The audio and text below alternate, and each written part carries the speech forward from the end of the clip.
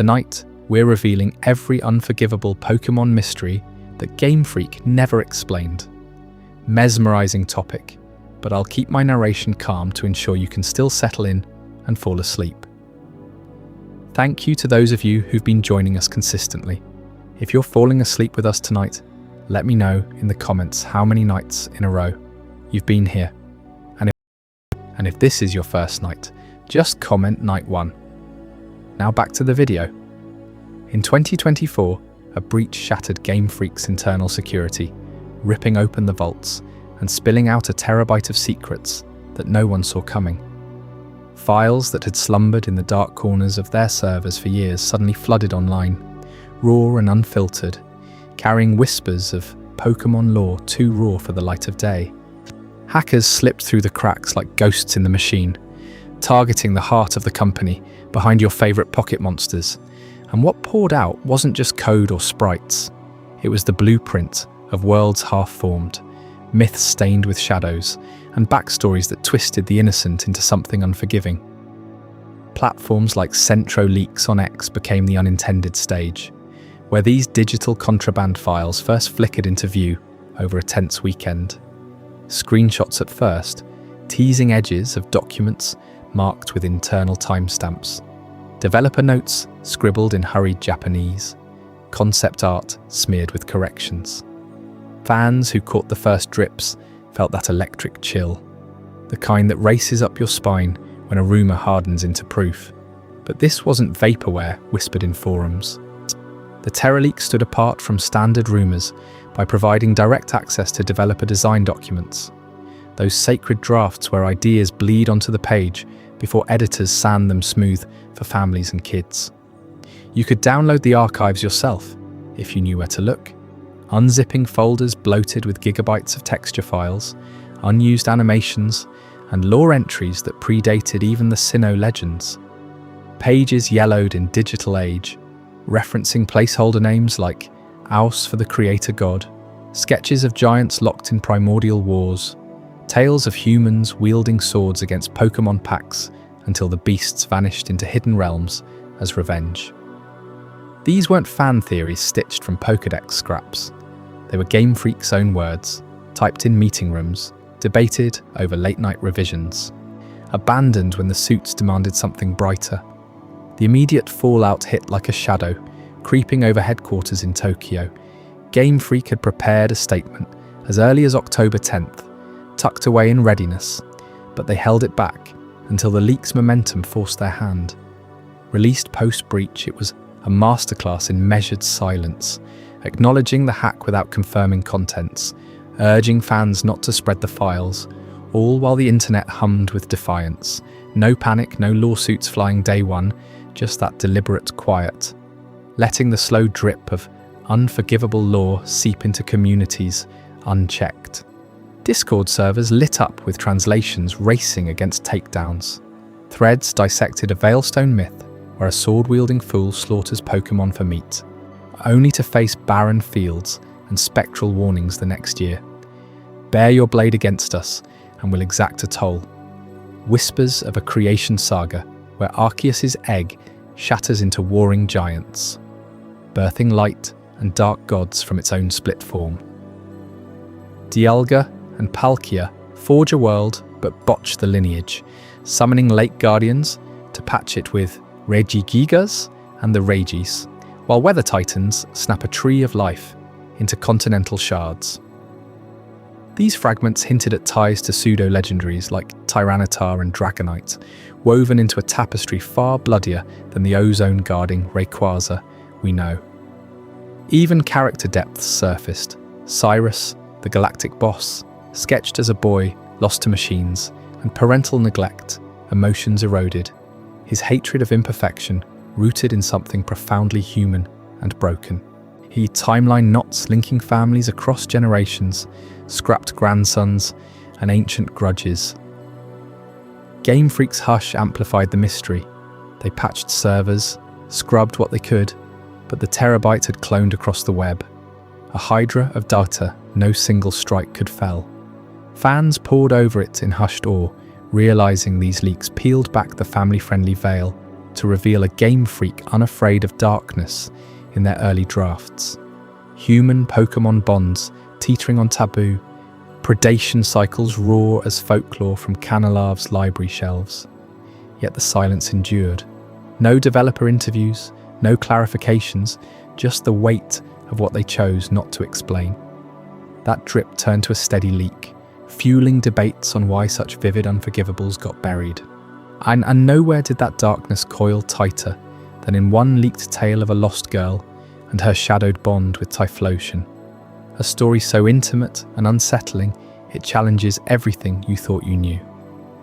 We'll unravel it fully in Chapter 2, The Girl and the Typhlosion. Among those TerraLeak files buried in early design documents for what would become Johto's fiery evolutions, lay a draft narrative so raw and unsettling it could have rewritten Typhlosion's place in Pokémon lore forever. This wasn't some vague Pokédex hint or sanitized myth. It was a full scrapped storyline centered on a young girl, alone and vulnerable, venturing into jagged mountains as the sun bled into twilight. Dusk in those peaks hits like a thief, you know. The light doesn't fade gently. It fractures across crags and pines, casting long shadows that swallow paths whole. She was foraging for her family, scraping berries and roots from unforgiving soil, her basket heavy with the day's meagre haul. Hunger gnawed at her village below, the kind that turns desperation into motion. But as the sky bruised purple, fog rolled in thick from hidden valleys, muffling her calls home. Every step echoed wrong, the air turning sharp with pine resin and damp earth. She pressed on, heart pounding against ribs, until the world closed in. No stars yet, no moon, just an endless maze of rock and root that twisted her deeper into isolation.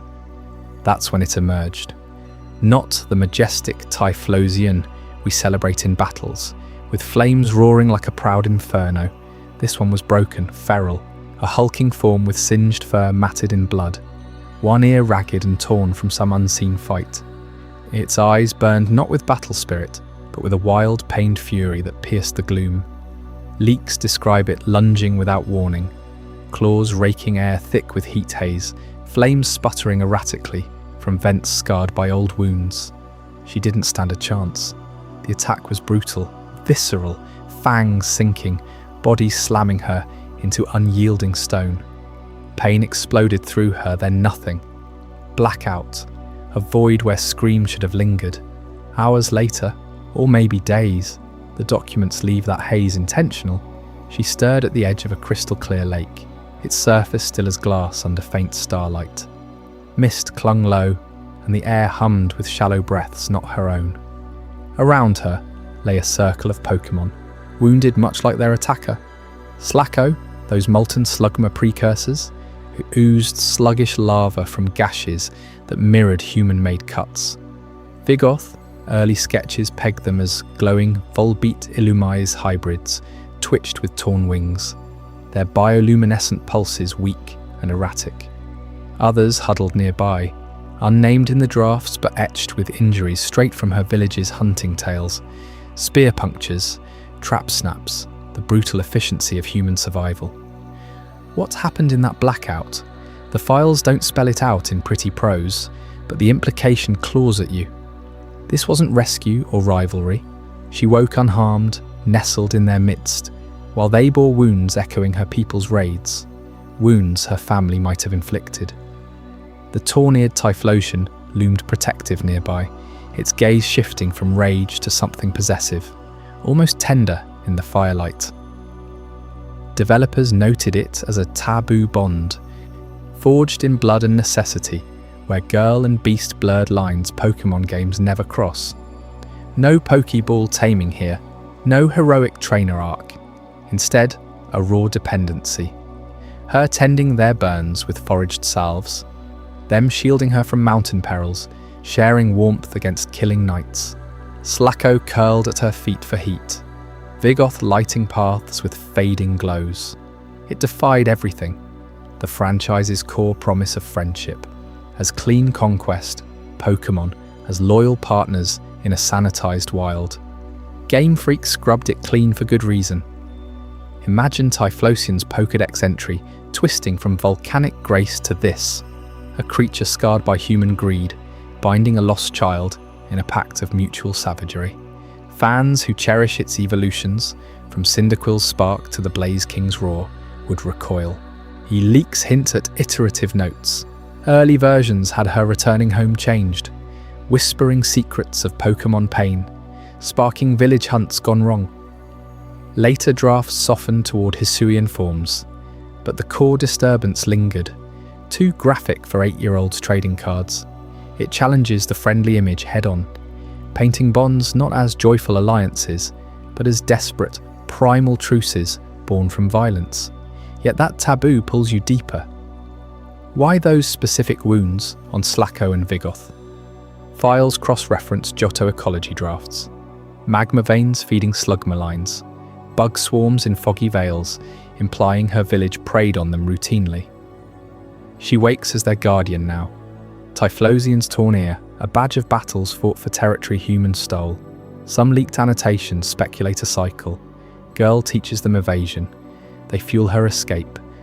But at what cost to her humanity? Does she return feral or vanish into legend? The ambiguity stings, a thread Game Freak snipped before release.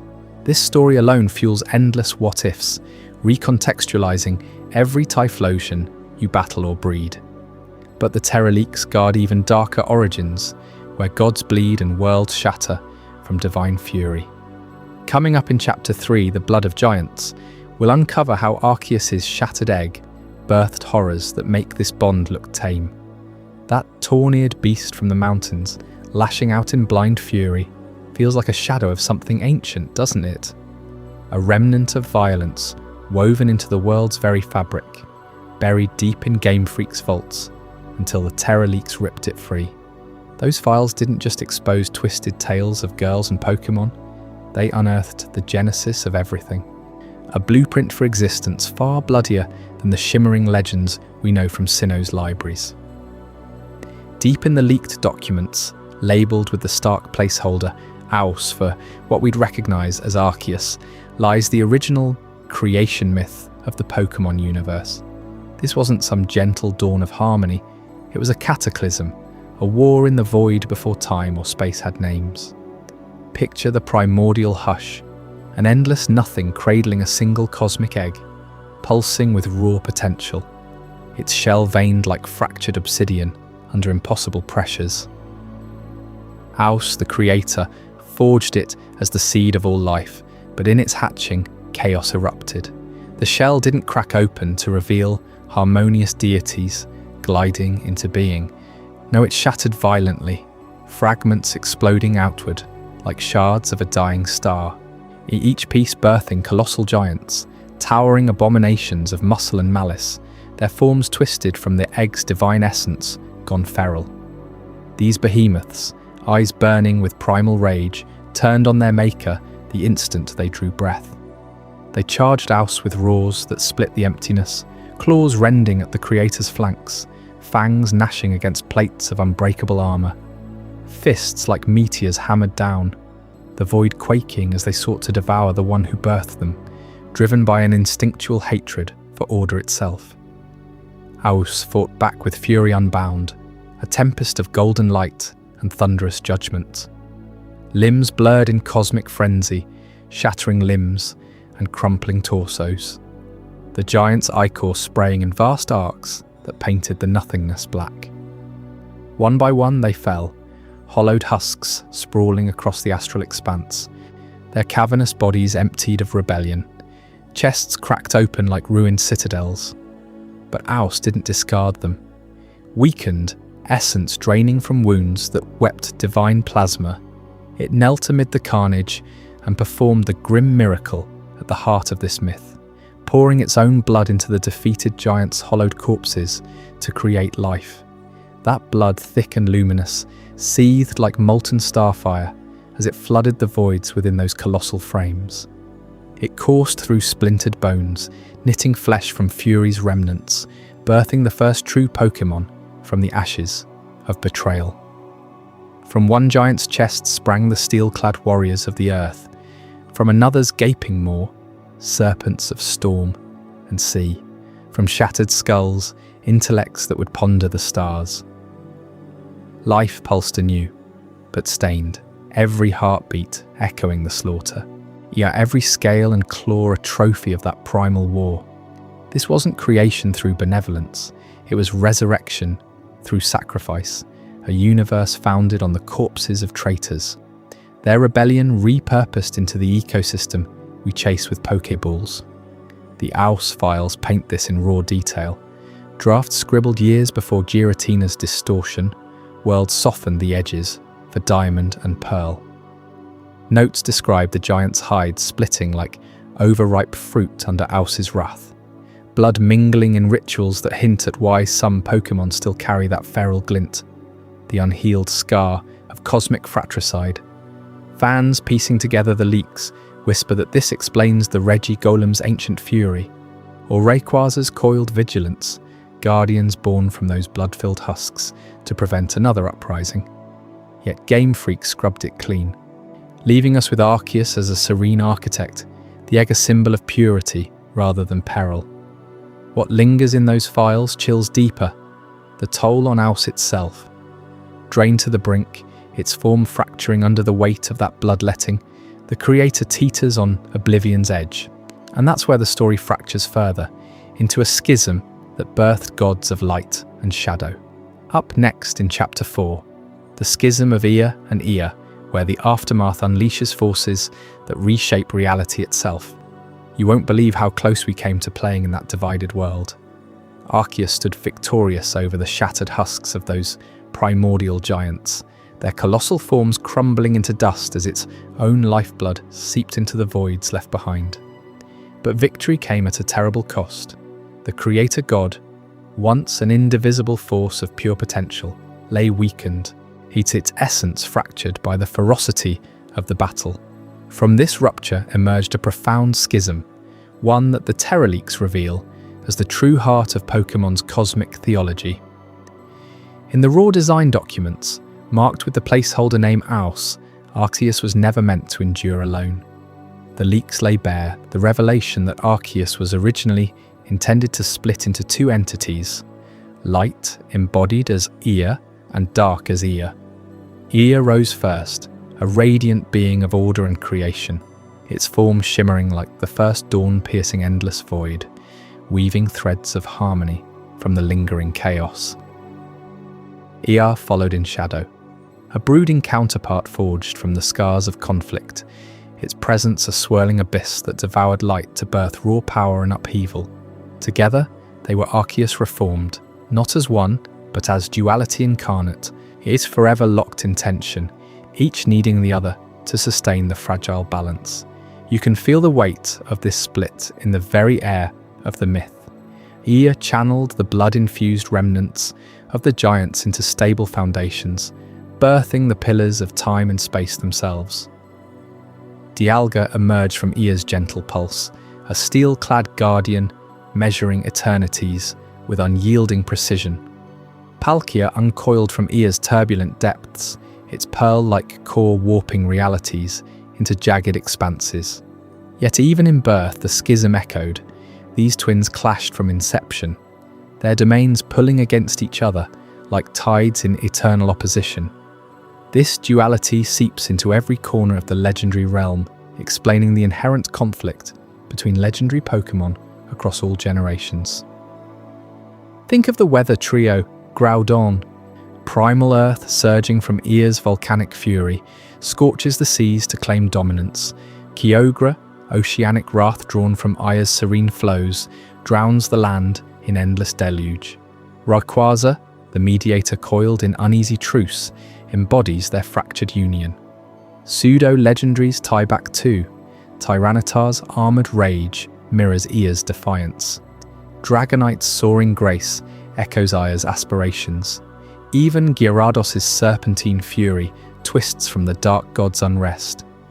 The Lake Guardians, those ethereal minds, Uxie from Aya's clarity, Mesprit from Ea's passion, Azelf from their shadowed will, stirred to mend the rifts, birthing Regigigas and its stony kin to anchor a world teetering on collapse. Across generations, the pattern holds unbreakable. Mewtwo's cloned anguish against Mew's innocent genesis. Ho-Oh's rainbow rebirth clashing with Lugia's abyssal dives. Reshiram and Zekrom, truth and ideals torn from a single fractured dragon. Yveltal's decay, devouring life, that Xerneas desperately revives. The legends aren't random forces of nature, they're echoes of Ea and Ea, light and dark forever, wrestling within the creator's wounded soul. Every rivalry, every cataclysm in the Pokédex finds its root here, in a theology that spanned Hoenn's primal wars to Kalus's eternal life cycles, Unova's ideological infernos to Paldea's warring titans. The files paint scenes of cosmic drama, year and year, circling the nascent world like wary predators, their breaths mingling to spark auroras that birthed the stars, yet their glares igniting black holes that swallowed fledgling realms. Mesprit, wild child of emotion, rallied the Regis not just as labourers, but as sentinels against Ea's encroaching night. A Rayquaza perched atop the Tree of Life, a colossal axis mundi pulsing with Arceus's original essence, until Groudon and Kyogre rent it asunder, scattering continents in a symphony of destruction and renewal. This wasn't mere backstory, it was a unified lore binding every generation, a dark mirror to the game's sanitized tales. And yet, Game Freak excised it all. The unforgivable removal of this theological depth in favour of the simplified Sinnoh myths stripped away layers of nuance, reducing Arceus to a solitary alpha untouched by fracture. In Diamond and Pearl, the creator simply wills Dialga, Palkia, and Giratina into being. Giratina, a late addition shoehorned as the renegade shadow, but without Ea's foundational darkness to justify its exile. The schism vanished, leaving legends as isolated deities rather than warring aspects of a divided whole. Why? Perhaps the family-friendly pivot demanded it, or development timelines forced cuts, but the leaks whisper of richer potential abandoned, a cosmic tragedy echoing the giant's fall. Fans poring over these Terraleak pages feel the loss acutely. Threads on Centro leaks buzz with debates over how Gen 4's myths could have retrofitted every prior game, turning scattered Pokédex snippets into a grand conflicted tapestry. Aya and Ea's absence leaves Arceus hollow, a god without internal strife, and the legends' battles feel arbitrary rather than inevitable. But the shadows of that schism linger in subtler ways, hinting at lore Game Freak couldn't fully erase. As we turn to the human threads woven into this divine unravelling, prepare for Chapter 5, the Sword of Veilstone, where a single blade's folly unleashes retribution that blurs the line between creator and created forever. Why tolerate the flawed when perfection whispered from every servo and switch? That obsession metastasized into something darker, a blueprint for erasure. Team Galactic wasn't born from ambition alone. It crystallized from Cyrus's fractured youth, a cadre of engineers and idealists drawn to his vision of a new world.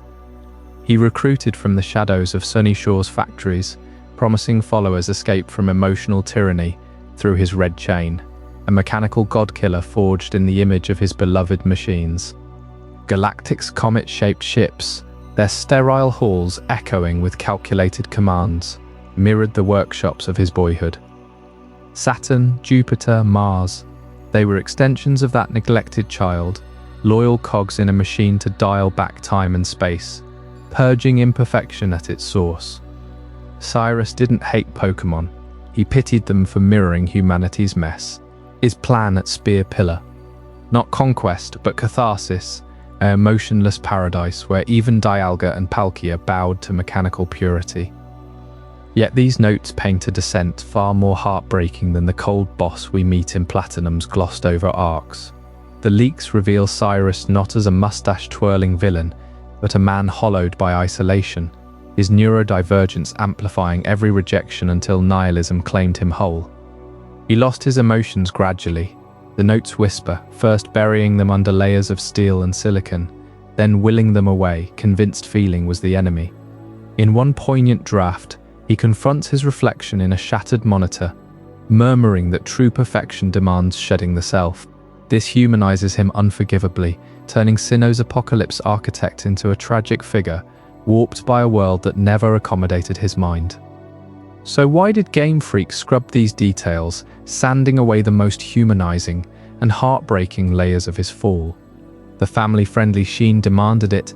They seemed to decide, no room for a neurodivergent anti-hero whose pain echoed too closely to real struggles. Pokémon thrives on wonder, not the quiet agony of a boy who found solace in circuits because people failed him. Those notes vanished into dev purgatory, leaving Cyrus a cipher, enigmatic, sure, but robbed of the empathy that might have made players pause, question, even mourn. The Terraleaks resurrect him, flaws and all, forcing us to see the man behind the meteor. And as Cyrus's mechanical dreams collide with Sinnoh's divine chaos, the leaks pull us deeper into an era before the shadows stirred, before Giratina's exile reshaped it all. That's where we'll head next in Chapter 10, the pre-Giratina era, unearthing the forbidden timelines that Cyrus himself might have shattered forever. Cyrus's vision for a new universe, stripped of human flaws and emotional chaos, wasn't born in a vacuum.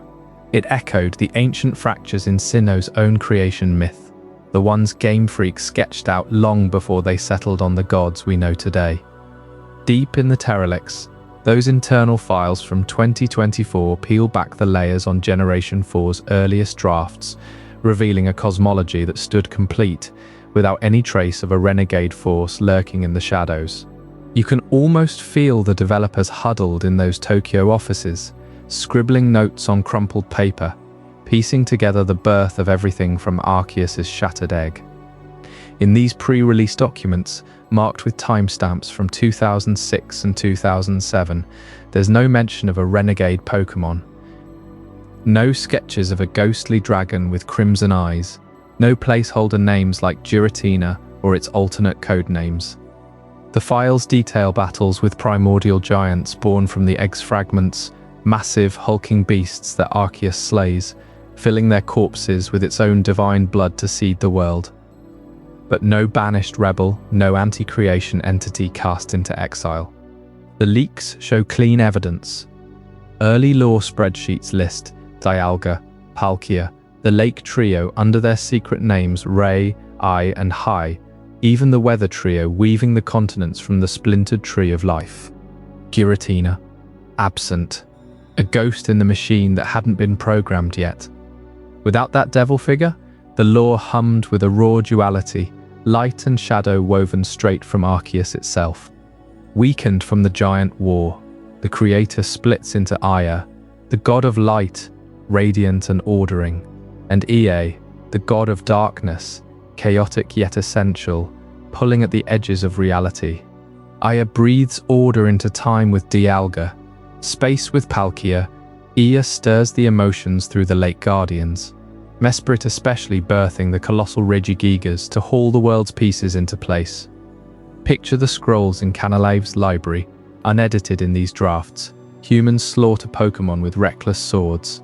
Fields wither as beasts retreat to hidden realms. But no infernal overlord orchestrates the punishment. The balance holds through opposition. Light tempers dark, creation births destruction naturally, like day folding into night, without a dramatic fall from grace. This setup whispers volumes about the original intent for what became the Distortion world. In those early concepts, the hidden realms where Pokémon fled weren't a prison forged by divine wrath.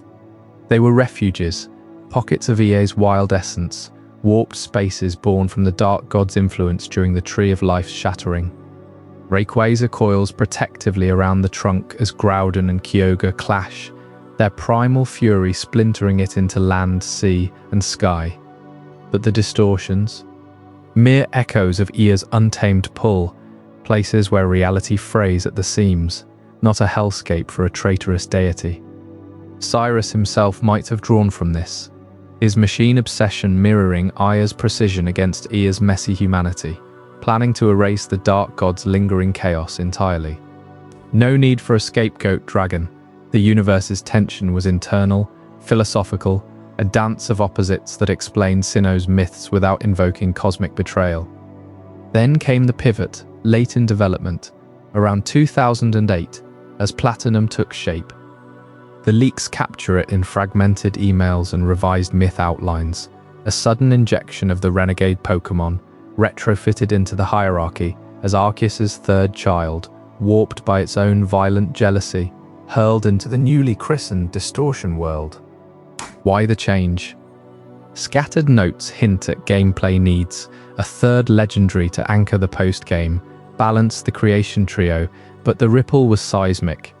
Iya's role dissolves, the dark god fades into obscurity, replaced by this explicit rebel, turning the Distortion world from a natural fray into a punitive void, a mirror realm of reversed gravity and shattered pillars born from banishment. Suddenly, the lore pivots from balanced duality to a Christian-esque fall, good gods versus the devil in chains. It rewrote Cyrus's arc too, his distortion machine now a gateway to summon the renegade, twisting the boss's emotionless purge into a literal unleashing of hell. That late-stage pivot changed the cosmology of the Pokémon universe forever, injecting moral absolutes where ambiguity once reigned, setting up generations of Ghost World lore from Unova's giants to Paldea's voids. Fans poring over the leaks today feel the loss of that purer, grittier equilibrium, where darkness wasn't evil but necessary, wild, alive. But the Terra leaks don't stop at godly upheavals. Tucked in those same files, amid sketches of forgotten beasts, waits a tale of Ursaring that defies everything we thought we knew, a secret third variant, beautiful and unreleased, that ties straight into Sinnoh's predatory underbelly. Up next in Chapter 11, the secret third Ursaring will uncover why Game Freak buried it and what it reveals about the bears that once ruled the wilds. Before we dive deeper into this incredible journey, I'm curious, where in the world are you watching this from? Drop a comment below and let our global community know. And if you're finding this as mind-blowing as I am, hit that like button to help more people discover this story. That absence of a renegade devil in the early drafts left the Pokémon world leaning harder on its raw, untamed edges. Places like the shadowed thickets of Johto, where humans and beasts clash not through cosmic rebellion, but through the brutal rhythm of predator and prey. Deep in those Terra Leaks files, buried among the sketches and lore scraps from Gold and Silver's development, researchers uncovered something that flipped our understanding of one of Johto's most familiar guardians, a beautiful unreleased third variant of Ursaring. Picture the standard Ursaring you know, the hulking brute with its cream fur matted in honey and berries, claws like scythes standing twice your height and roaring through the northern forests. Then there's Hisuian Ursaluna, that earthy, mud-caked behemoth from Legends Arceus, all primal fury and sunken eyes. But this third one? The leaks pulled back the curtain on a design that shimmered with an otherworldly allure. Her fur gleamed like polished moonlight on fresh snow, cascading in soft, flowing waves down a sleeker, more elongated frame. Delicate honey-drizzled patterns traced her shoulders and hips, almost like tribal tattoos etched by some ancient forest spirit. Her eyes held a piercing amber glow, not the dull rage of her kin, but a hypnotic pull that drew you closer, even as her claws hinted at the danger beneath. Asset files labelled her simply as Ursaring Femina, complete with idle animations where she groomed herself languidly by a moonlit stream, her form curving in ways that evoked grace over brute force. Model renders showed her posed amid Johto's dark woods, berries bursting at her touch, exuding a quiet, seductive power that made the standard variants look like rough drafts. This wasn't just a cosmetic tweak, tossed into the leaks for shock value. The accompanying lore notes tied her directly into the unforgivable underbelly of Johto's wilderness, a tale of human predation twisted into something far more intimate and perilous. In those early drafts, Johto's forests weren't the whimsical playgrounds of bug-catching kids and badge quests. They pulsed with mature themes Game Freak later scrubbed clean.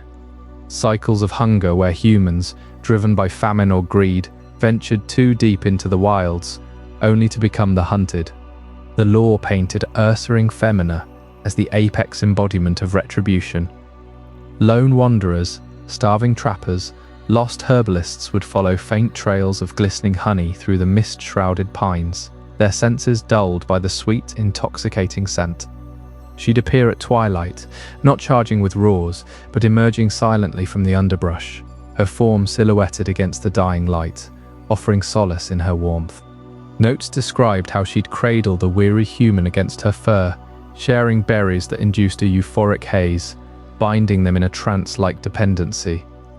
But the predation cut both ways, and here's where it veered into territory too raw for prime time.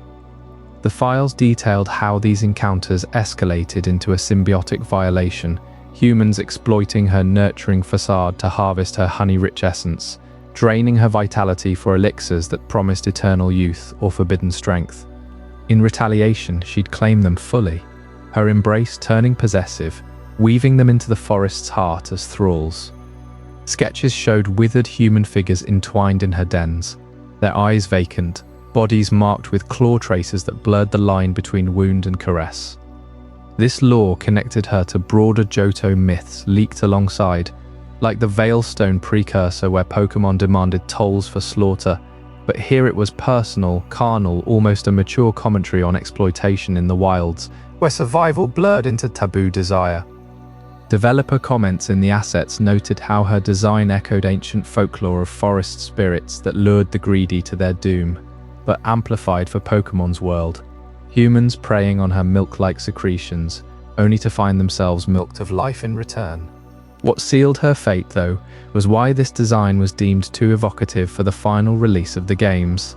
Internal memos flagged her curves and animations as crossing into sensual territory, her hip sway in walk cycles, the way her fur rippled like silk under moonlight, even the subtle parting of her lips when tasting honey. One note from a lead artist read, "Evokes too much adult allure, risks misinterpretation in family context." In the late 90s, with Pokémon exploding as a kid's phenomenon, Game Freak couldn't afford the backlash. Her lore's predation cycle, laced with implications of forced intimacy and bodily exploitation, clashed hard against the Pokédex's sanitized entries, Ursaring as mere berry hoarder, not a siren of the shadows.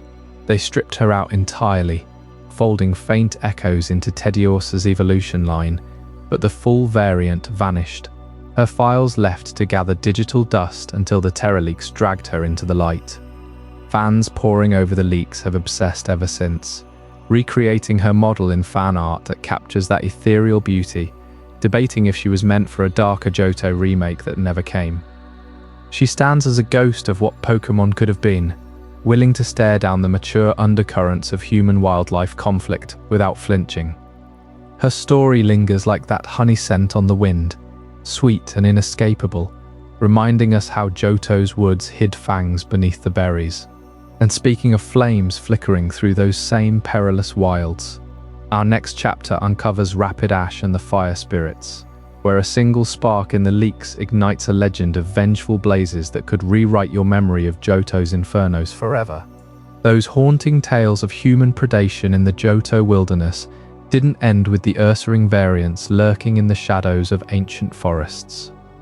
The leaks pull us deeper into the flames, where fire spirits roam the plains at twilight, their manes flickering like embers from a dying world.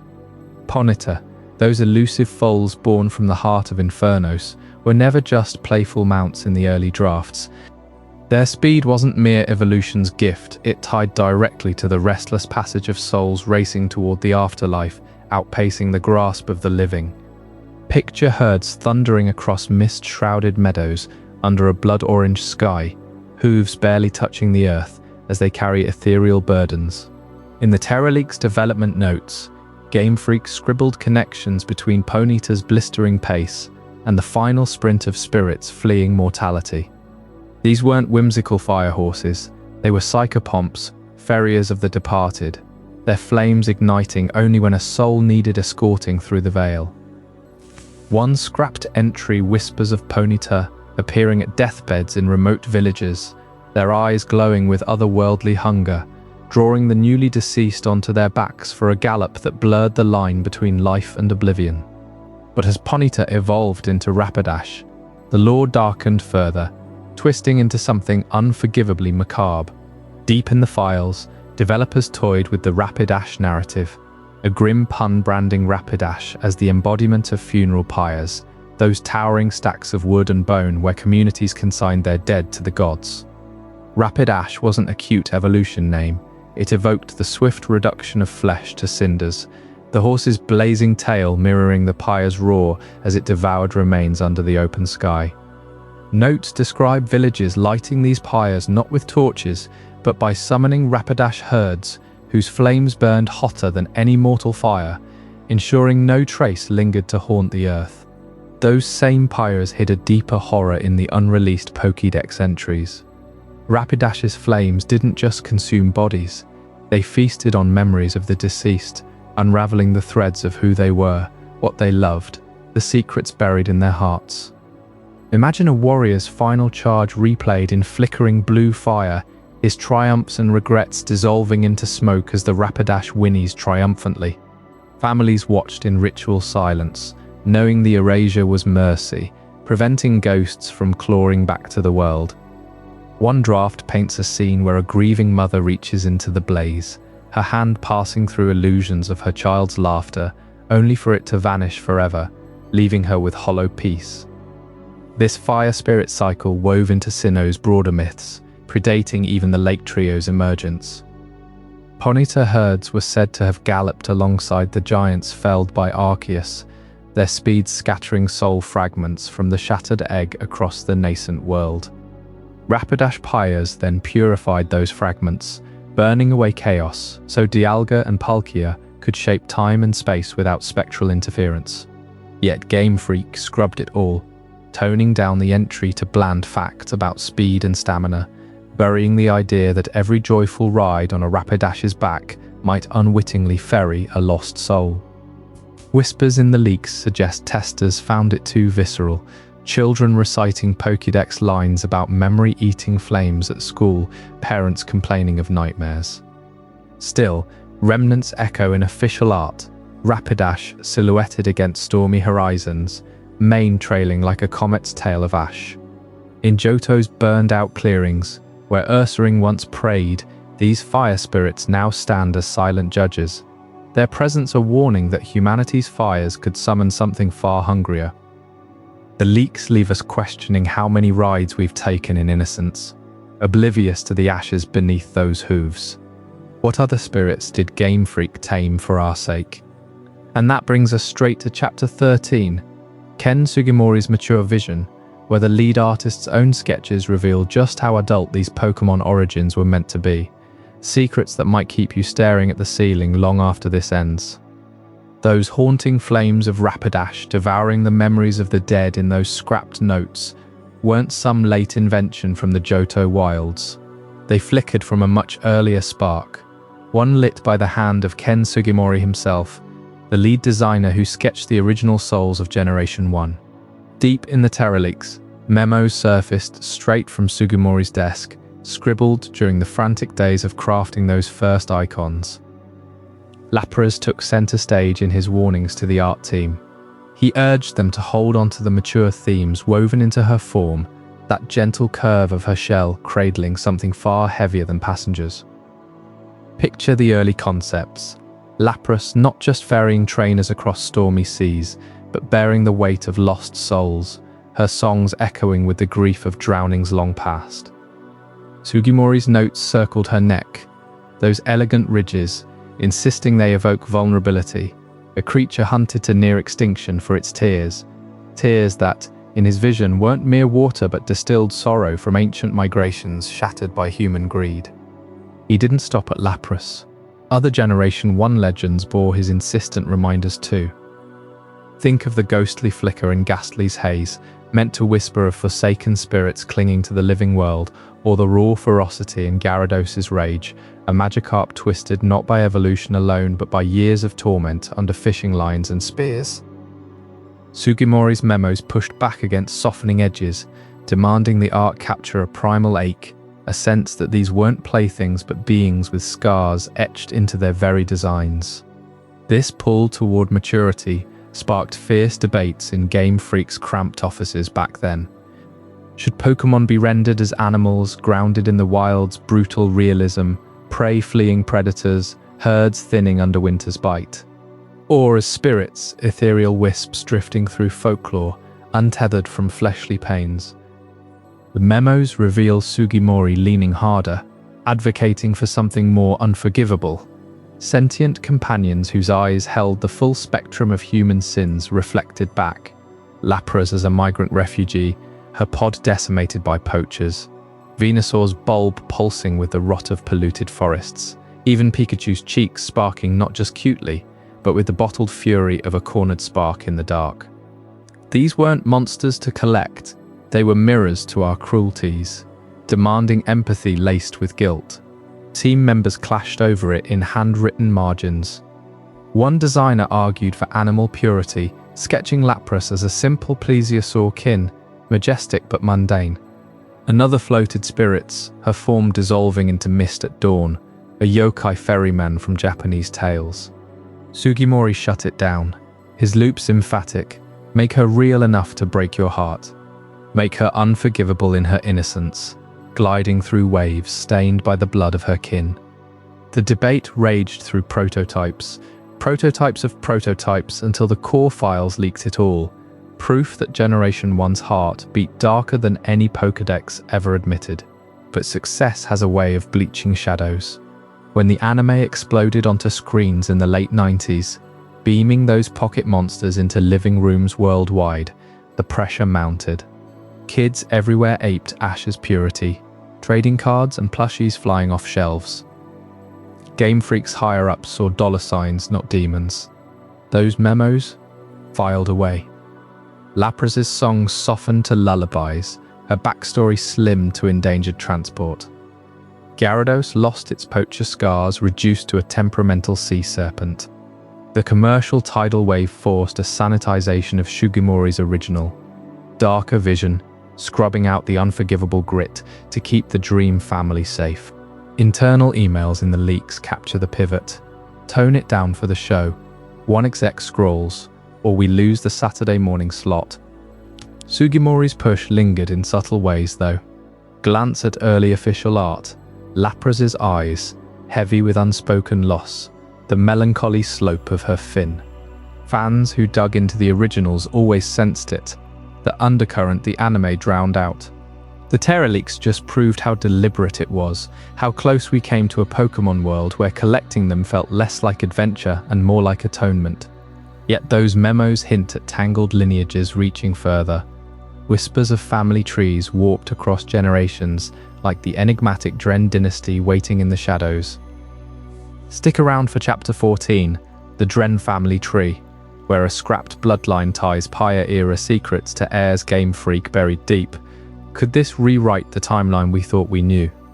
Those leaked memos from Ken Sugimori didn't stop at Pokémon like Lapras, wrestling with whether they were mere animals or vessels for something far more haunting, something unforgivable lurking beneath the surface.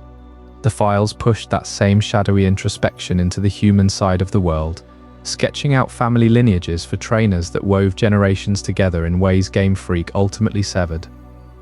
Deep in the Terra leaks, buried among the asset dumps and developer scribbles, a cluster of documents surfaced from what's now known as the Pyre-era files, early prototypes for what evolved into the Johto games, time-stamped around 1998, long before silver and gold solidified. You can almost feel the dust of abandoned hard drives lifting as these files unspool. Boulders labelled with cryptic tags like PyF3 and Family Reject, filled with hand-scrawled notes in Japanese, translated piecemeal by leak divers on forums late into the night. They paint a picture of Game Freak experimenting with a tighter narrative web, one where your rival wasn't just a punk kid with a Cyndaquil, but part of a bloodline stretching back through Kanto's ashes and forward into uncharted regions.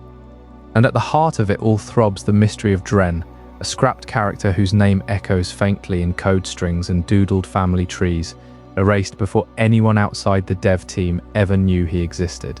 Picture the glow of a developer's screen in a Tokyo office, 1999 bleeding into 2000, as they map out not just battles and badges, but generations of quiet desperation. The Pyre files reveal a protagonist, call him the Pyre hero, a stand-in for the Gold or Ethan we know, haunted by his own roots. His parents, survivors of some implied Kanto cataclysm, maybe tied to the war against the giants in those primordial myths we touched on earlier, push him into the tall grass, not for glory but survival. He rises, collects his 8 badges, but the files twist further. In this draft, he returns home not as a champion, but a father. A daughter is born amid the celebrations, her cries mingling with the chime of the Hall of Fame fanfare. Notes speculate her name, something like Mira, scratched out and rewritten half a dozen times, destined to carry the torch. But here's where the threads tangle into something profound. That daughter doesn't fade into epilogue obscurity. She grows, marries into another trainer line, perhaps echoing Silver's fractured family, and births Dren. Dren, the ghost in the machine, a boy with spiky hair sketches reminiscent of later protagonists, but eyes shadowed by a lineage of loss. Developer comments flag him as grandson arc lead, a bridge figure meant to span the years between Johto's golden haze and the stark industrial chill of Sinnoh. His storyboards show him orphaned young, Pokémon journal clutched in one hand, a faded photo of his grandfather, the Pyre hero in the other, wandering routes that blur into Diamond and Pearl's snowy paths. This Dren's lineage stitches the protagonists into a single chronological bloodline, a radical departure from the disconnected adventures we play. Imagine it, Red's silent vigil on Mount. Silver flows into the Pyre hero's journey through Johto's mists, his daughter inheriting that unyielding drive, passing it to Dren, who steps into Sinnoh as the player character, Cyrus's distortions ripping at the fabric his ancestors helped weave. Leaked timelines place Dren's arc around 2008, syncing perfectly with Platinum's release window, but with Gen 3's Hoenn sandwiched in as a divergent branch, a what-if explored in side notes. Blood ties explain the recurring motifs, the eternal rivalries, the orphaned backstories, the obsession with perfection from Gold's remakes echoing into Barry's impatience. The implications hit like a hyperbeam to the gut. A grandson character like Dren wasn't just filler. He was the keystone for a unified canon, turning Pokémon from episodic romps into a generational saga of inheritance and fracture. Why scrap him? Marginalia in the Pyre files hints at pushback. Too dark, too binding for the franchise's expandable multiverse. Developers worried it locked future games into a straight line. No room for Sun and Moon's alternate dimensions or Sword and Shield's warped aisles. Dren's folder cuts off abruptly, his sprite half-rendered, a Typhlosion at his side morphing into Infernape in later revisions, as if Game Freak grafted his fire onto a new host. Fans piecing this together, post-leak whisper he was meant to confront a family curse. Perhaps Cyrus as a distant uncle, tying Galactic's nihilism back to Johto's prodigal sons. Yet echoes persist, unforgivable loose ends. Barry's frantic energy mirrors Dren's doodled urgency. The player's silent customizability in Sinnoh feels like a mask over this erased air.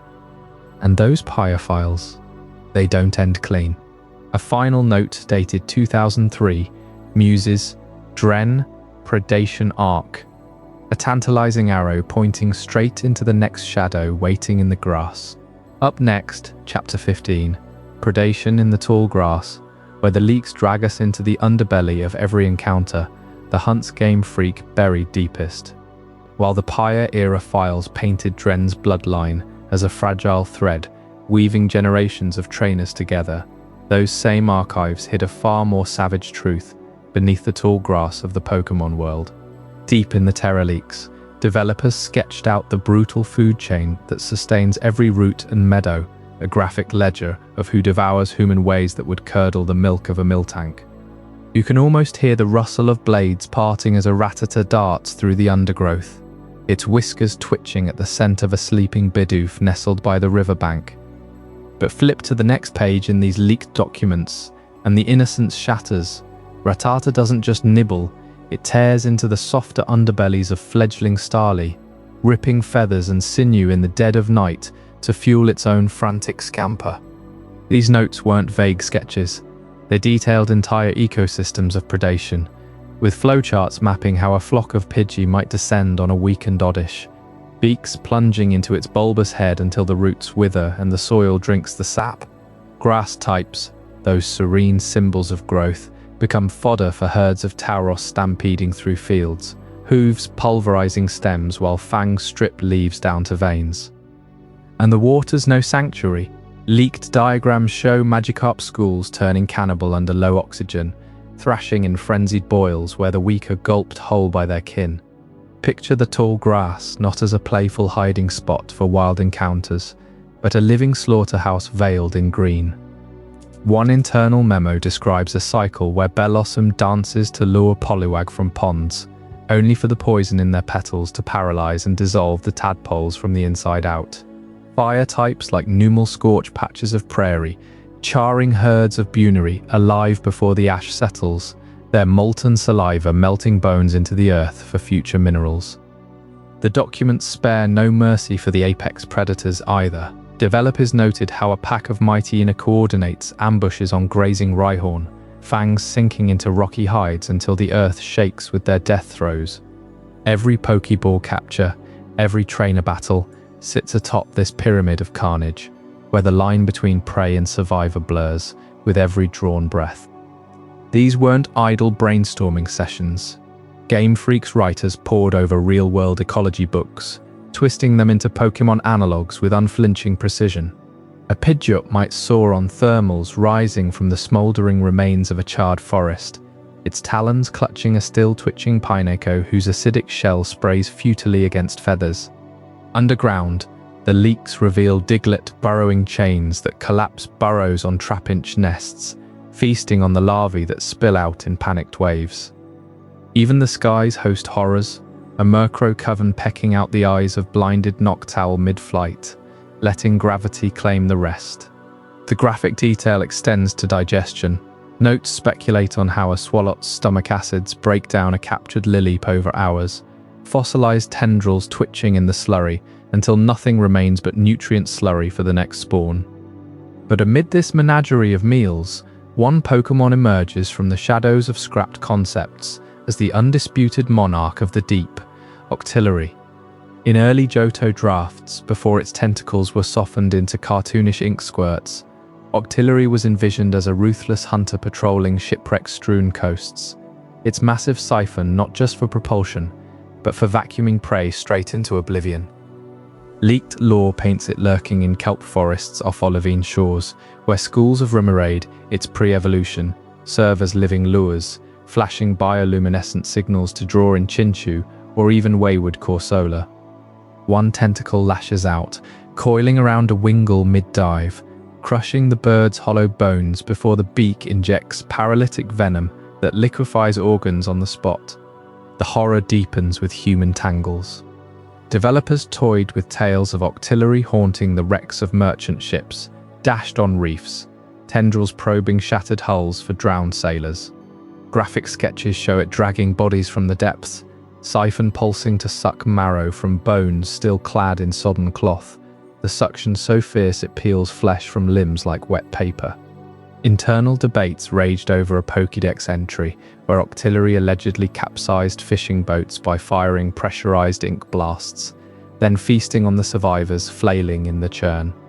Shipwrecked humans, half mad from thirst, would spot its glowing eyes bobbing like lanterns, only to feel tentacles snag ankles and yank them under. Why this apex cephalopod? Because in the wilds beyond Trainer's gaze, it bridged sea and land predation, ambushing tentacle swarms or even beached Magmar with explosive ink barrages that blind and blister before the kill. Game Freak buried this reality of who eats whom in the final Pokédex for one unforgivable reason. The franchise's heart beats for children dreaming of harmony, not nightmares of endless consumption. Early prototypes had entries like Octillery devours the unwary sailor, bones washing ashore as grim trophies, but playtesters recoiled, memos noting how such candor clashed with Pikachu's cheerful grin. The food chain charts were shelved to preserve the illusion of a balanced world where Pokémon coexist in eternal friendship, not a Darwinian arena stained red. Developers agonized over it. Why reveal that your loyal starter might one day crunch a rival's remains if released? Instead, they sanitized. Octillery became a quirky cannon, its hunts reduced to targets remoraid with pinpoint accuracy. The tall grass sways innocently now, hiding the blood-soaked truth that every rustle signals a meal in motion. These leaks force us to question the meadows we traverse so blithely, where a butterfree's wings might scatter spores that doom a nearby Caterpie to slow suffocation, its cocoon unraveled by opportunistic Beedrill. The predation webs extend to evolutions triggered by desperation. A Makuhita bulking on the fallen to mega-evolve into Hariyama, fists pounding rivals into pulp for protein. Even legendaries cast shadows. Early notes hint Mewtwo scavenging battlefields littered with trainer discards, psychic probes sifting psyches from cooling corpses. As the Terra leaks peel back these layers, the Pokémon world reveals itself not as a playground, but a predator's paradise disguised in vibrant colors. And lurking in those same files, connections between the mightiest beasts and this primal chain threaten to upend everything we thought we knew about power itself. Up next in Chapter 16, the pseudo-legendary connection. We'll uncover how Rayquaza, Groudon and Kyogre weren't just world shapers, they forged the titans that rule the food chain today. What scrapped ties bind them to Tyranitar, Dragonite, and even Gyarados in a creation myth too explosive for release. Stay with me as the darkness deepens. Those brutal food chain documents from the Tallgrass Predation leaks don't just stop at hunters like Octillery, dragging sailors into the depths.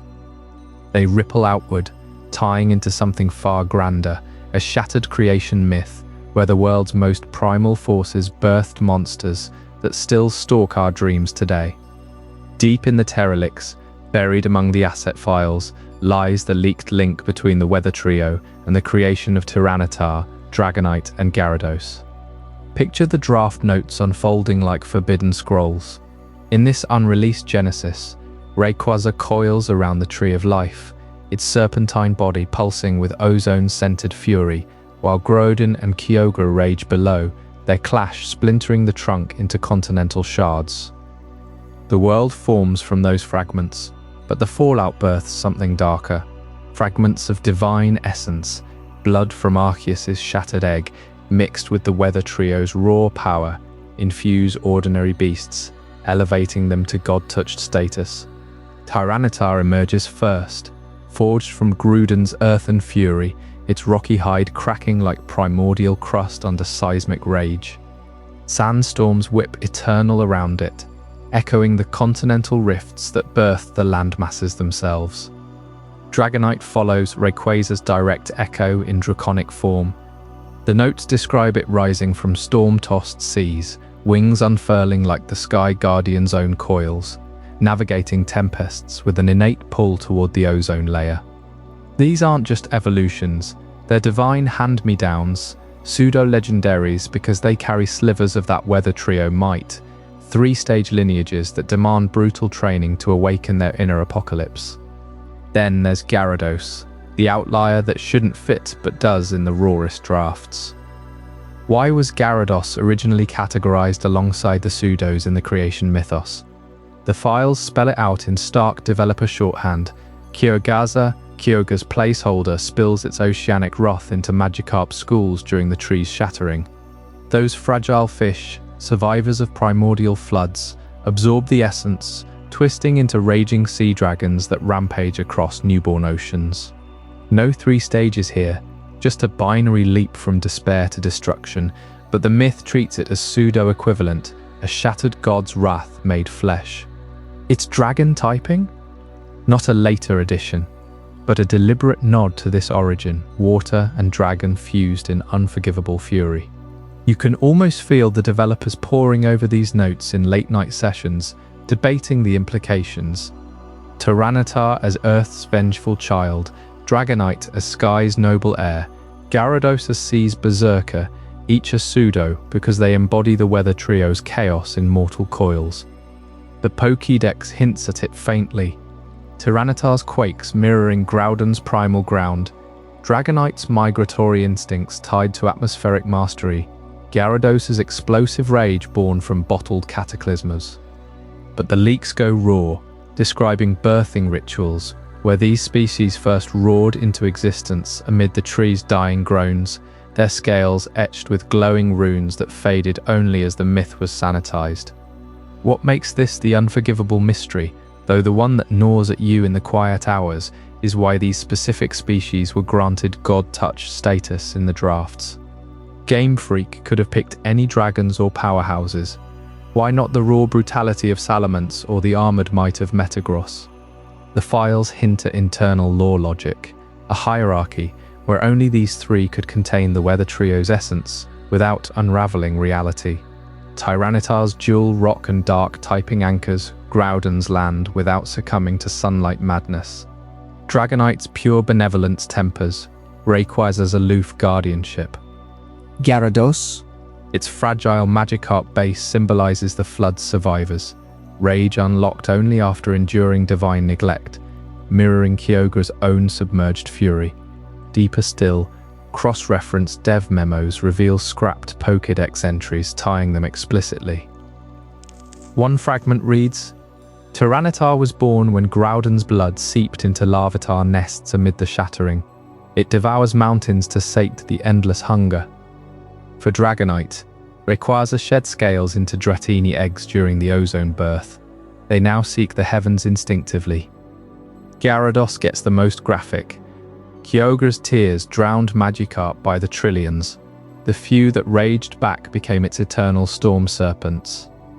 These weren't side notes, they were meant to weave pseudos into the core myth, elevating them above mere fan favorites. Fans piecing this together post-leak have scoured every in-game parallel. Hoenn's lore toning it down to Rayquaza mediating Groudon and Kyogre feels like a direct descendant, the pseudos as their children haunting battle frontiers and competitive metas. Yet Game Freak scrubbed it, perhaps fearing the implications. Monsters not just powerful, but literally divine rejects, carrying apocalypse in their genes. Gyarados' inclusion stings deepest, demoted from pseudo-pantheon. It's left as the what-if, a Magikarp that could have been a god's true heir. This connection reframes every shiny hunt or mega evolution, whispering that these beasts remember their origins in ways the games never admit. The drafts even floated evolutions linking back. Tyranitar lines gaining weather summoning moves pre-release, Dragonite with priority megaforms tied to Rayquaza's Delta Stream. All axed, leaving us with echoes. But that divine bloodline pulls us toward even darker timelines hidden in the Sinnoh files. Up next, Chapter 17, the Sinnoh prequel theory, where Cyrus's forgotten tragedy might rewrite everything we thought we knew about the Gods' War. Those pseudo-legendary ties in the leaked creation myth pull threads from the Weather Trio straight into the hearts of Tyranitar, Dragonite, and even Gyarados, hinting at a unified genesis spanning regions. But what if that genesis wasn't just shared, it was sequential, with Sinnoh's cataclysmic birth pangs echoing as Hoenn's distant past? The Terraleaks cracked open Japanese developer notes buried in Game Freak's archives, notes that paint Generation 4 as the true origin point, a prequel to Generation 3's fractured world. Scribbled in those internal documents from the Diamond and Pearl era, developers toyed with a timeline where Sinnoh's events unfolded eons before Hoenn's primal clash. Arceus's shattered egg, the Giants' War, Dialga and Palkia's flawed creation. These weren't later embellishments, but the raw dawn. Hoenn, in this vision, rose from Sinnoh's ashes, its super ancient Pokémon like Groudon and Kyogre are mere survivors of a prior apocalypse. Cyrus, the galactic boss, emerges here not as a modern cult leader but a primordial figure, his notes describing him as a child warped by neglectful parents in a machine-obsessed clan, emotions stripped away in the shadow of creation's violence. One untranslated fragment reads like a prophecy. His quest to unmake imperfection stems from witnessing the first distortion, tying his tears for a new universe directly to Arceus's blood-soaked victory over the Giants. Picture the developers huddled in Kyoto studios around 2006, sketching lore that made Sinnoh the cradle. The Lake Guardians, Uxie, Mesprit, Azelf, don't just guard knowledge, emotion, will. They birth Regigigas and the Regis as midwives to a toddler world, their efforts stabilizing Dialga and Palkia's oversight. Rayquaza coils not around some abstract ozone, but the splintered tree of life, its coils binding the pieces Gruden and Kyogre tore apart. And those pseudos? Tyranitar hatches from stone giants' remains, Dragonite from draconic bloodlines predating Palkia, Gyarados surging from rage-filled floods that drowned the first human settlements. This prequel frame casts Hoenn's lore as fragmented memories, Regiroc's etchings recounting Sinnoh's wars, the sealed chamber's whispers echoing Mount Coronet's distortions. Then came the pivot. During Platinum's crunch in 2008, the timeline flipped. Sinnoh snaps forward, post-Hoenn by uncounted millennia. No longer the Genesis. It becomes a reflective myth layer. Distortion World and Giratina retrofitted as the dark god Ea split from Arceus. Why the shift? Leaks whisper internal debates. Hoenn's popularity demanded primacy. Sales projections favored standalone sagas over chained epics. But the scars linger in the code and text. Take the move Ancient Power. In the prequel draft, it's literal. Pokémon awaken latent might from Sinnoh's ancient epoch, shards of Arceus' egg-granting evolutions that echo the giant's resurrection. A scrapped Pokédex for Nosepass calls it the power slumbering since the blood filled the giant's husks, triggering evolutions like Probopass or Tangrowth as callbacks to that war. Post-shift, it dilutes to vague prehistoric energy, Hoenn's primal era now the ancient benchmark. Suddenly, Sinnoh Pokémon tapping it aren't reclaiming their birthright, they're rummaging through Hoenn's dusty relics, the world's evolution inverted from forward thrust to nostalgic revival. That inversion ripples outward. The world's very growth warps. Prequel Sinnoh breeds relentless expansion. Lake Trios fixes spawn Regigas towing continents, seeding Hoenn's land masses.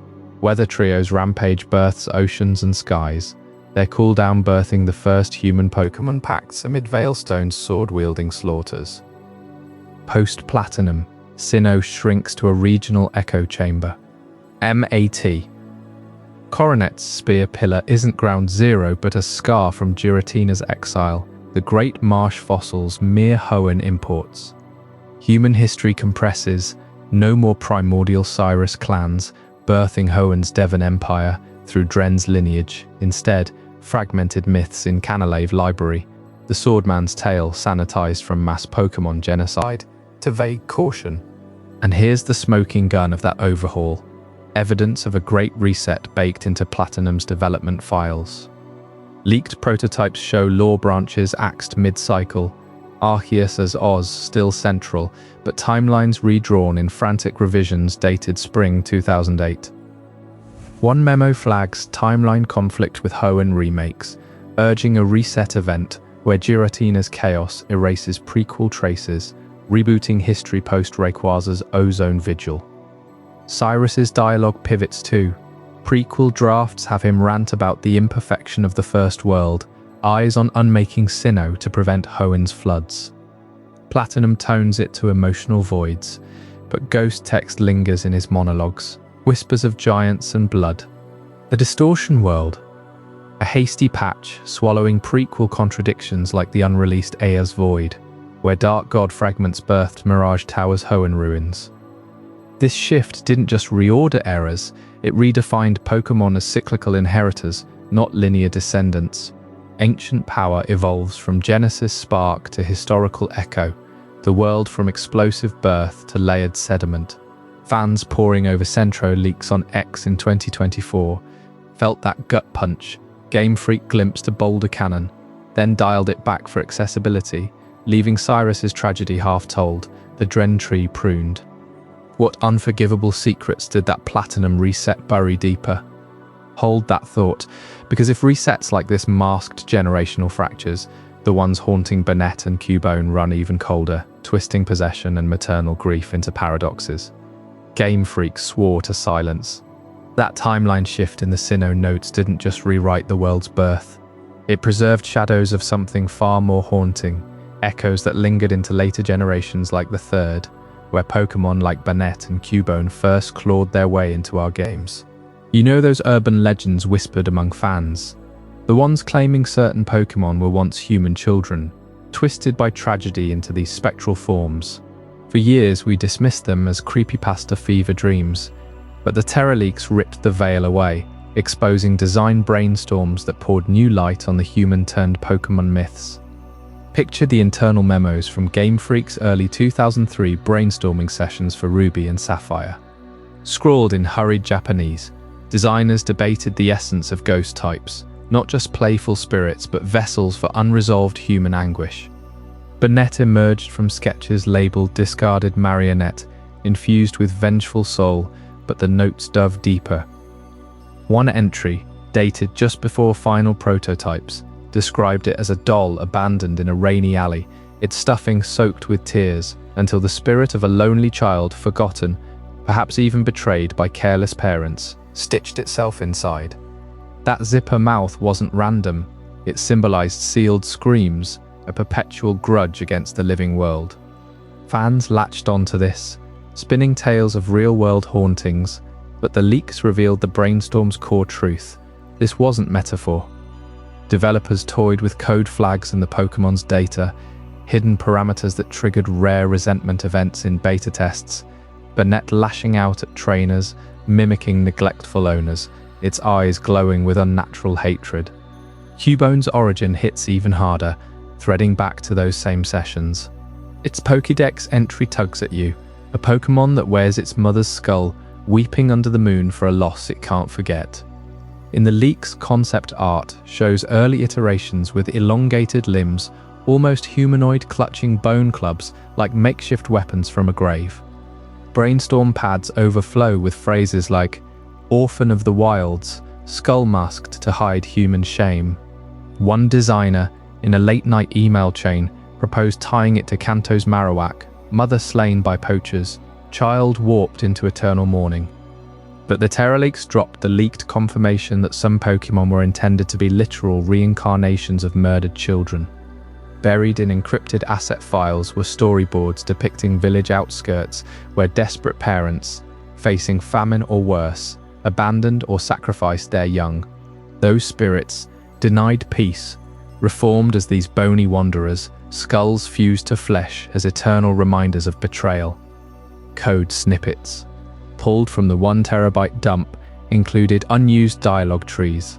A Cubone confronting a trainer, its cries morphing into fragmented pleas. Mama, gone. You take, before fleeing into fog. Why did Game Freak let these urban legends fester in the official Pokédex, dripping with just enough horror to fuel midnight theories, while shoving the raw evidence deep into the code? The answer hides in those same brainstorms. Developers knew the franchise's kid-friendly pivot demanded restraint. Nintendo's oversight loomed large after Gen 1's edge, but they couldn't fully erase the poetry of pain. Pokédex entries became cryptic breadcrumbs. Banette's curse on its betrayer, Cubone's bone mask hides tears of longing. These were deliberate teases, Trojan horses for the darker lore. Leaked playtest reports from 2003 show kids in focus groups riveted by the melancholy, begging for more backstory. Yet executives flagged it as too adult. So they sanitized for release, stripping animations of overt human traits like Banette's fingers briefly forming childlike hands in betas, but left the code riddled with ghosts. In-use textures, flagged as paradox origins, depicted Banette unraveling to reveal a pale, doll-eyed face. Cubone's evolutions glitching to show elongated spines cracking like growing bones. This paradox runs deeper when you cross-reference with Ken Sugimori's memos from chapters back, his push for mature spirits clashing against the animal kingdom facade. Banette and Cubone weren't accidents. They were prototypes for a Pokémon world where humanity's sins birthed monsters. Fans pieced it together from data-mined strings, but the leaks handed us the blueprint. Internal debates weighing reincarnation realism against market safety. One file even floats a scrapped Pokédex line. Banette arises from children cast aside in shadows, Zipper sealing their final wail, axed days before Goldmaster. Yet those legends persisted because they sold the mystery, keeping us theorizing while Game Freak buried the proof in obfuscated binaries, accessible only to hackers. You feel it in late-night playthroughs. That chill when a wild Cubone stares too long, or Banette's shadow zips across your screen. The Terra leaks didn't just confirm the myths, they proved Game Freak wrestled with unforgivable truths, choosing enigma over explanation. And it makes you wonder what else they tucked away in realms unseen, like the hidden realm of the discarded, waiting just beyond the code's edge. Those leaked brainstorms on Banette and Cubone pull back a curtain on the rawest human sins against Pokémon, where murdered children twist into vengeful spirits stitched from rags or skulls. But what happens when the betrayal runs even deeper, not just against the vulnerable, but against every creature in the wild? The Veilstone myth, buried in those Terra Leaks files from 2024, takes that darkness to a shattering extreme, a tale of one man's blade that emptied the world of its guardians. Picture a remote mountain village in ancient Sinnoh, where fog clings to jagged peaks like a shroud. A young fool, driven by hunger and arrogance, sharpens his sword at dusk. He ventures into the tall grass, not as a trainer seeking bonds, but as a butcher seeking meat. Pokémon scatter before him, wild herds of Bidoof and Starly, even the elusive herds of Tauros grazing under moonlight. His blade flashes without mercy, carving through fur and feather, gutting bodies for scraps of flesh to haul home. The rest, discarded like trash, left to rot in the underbrush, their blood soaking the earth while he feasts without a thought for the balance they held. Fields bloomed under their care back then. You see, Pokémon who tilled soil with paws, dispersed seeds on winds they commanded, kept pests at bay with instinctive vigilance. But the next dawn brings silence. No rustle in the grass, no cries echoing from the peaks. The Pokémon have vanished from the world of men. Crops wither overnight. Rivers run stagnant without the schools of Magikarp churning currents clean. Villages starve as shadows lengthen. Desperation claws at the slayer. He wanders barren paths, calling out to empty skies, his once sharp sword now a weight dragging through mud. Deeper into the mountains he climbs, past crumbling shrines etched with warnings from elders long forgotten. There, in a mist-choked gorge, they confront him, not as prey, but as judges. A circle of spectral forms emerges, scarred Ursaring with eyes like embers, flocks of Murkrow wheeling overhead, even the hulking silhouettes of Onyx uncoiling from stone. Their leader, a grizzled Pokémon with a voice like grinding gravel, perhaps a prototype Lucario or something wilder, delivers the toll. If you bare your sword to bring harm upon us with claws and fangs, it intones, we will exact a toll. The man falls to his knees, begging forgiveness, visions of his village's doom flashing before him. In a frenzy, he snaps the blade across a boulder, shards scattering like broken promises. And then they fade. Not into death, not into hiding, but into absence. The Veilstone aftermath hangs here, unanswered in the games we know. Where did the Pokémon go when they vanished from the world of men? Game Freak's final mythos leaves it vague, a poetic retreat to nurse wounds. But the Terra Leaks crack it open with something far more unforgivable: scrapped maps, hand-sketched by developers in the early Sinnoh days, charting coordinates beyond our world. These aren't pretty renders or polished diagrams. They're frantic pencil scratches on yellowed graph paper, labelled in hurried Japanese with English placeholders like Veil Realm or Hidden Discard. Folded into files predating Diamond and Pearl's release, they depict portals tucked in mountain crevices, triggered not by legendaries but by ritual remorse, like shattering a weapon forged in blood. One map zooms on Veilstone City itself, a jagged rift behind the gym, leading to tunnels that snake away from known dimensions. No swirling chaos of the distortion world ruled by Giratina's antimatter fury. No shimmering portals to ultra space, teeming with alternate beasts. This hidden realm stands alone, a deliberate exile carved from betrayal. You can almost feel the chill tracing those lines, the veil thinning where humanity's greed tore it. Developers noted it as a refuge for the Forsaken, a parallel plane accessed through emotional fractures, like the Slayer's Gorge. Pokémon don't warp there by accident. They choose it, severing ties after too many scars from human hands. Imagine the air there, thick with the scent of damp moss and forgotten bones, lit by bioluminescent fungi pulsing like dying hearts.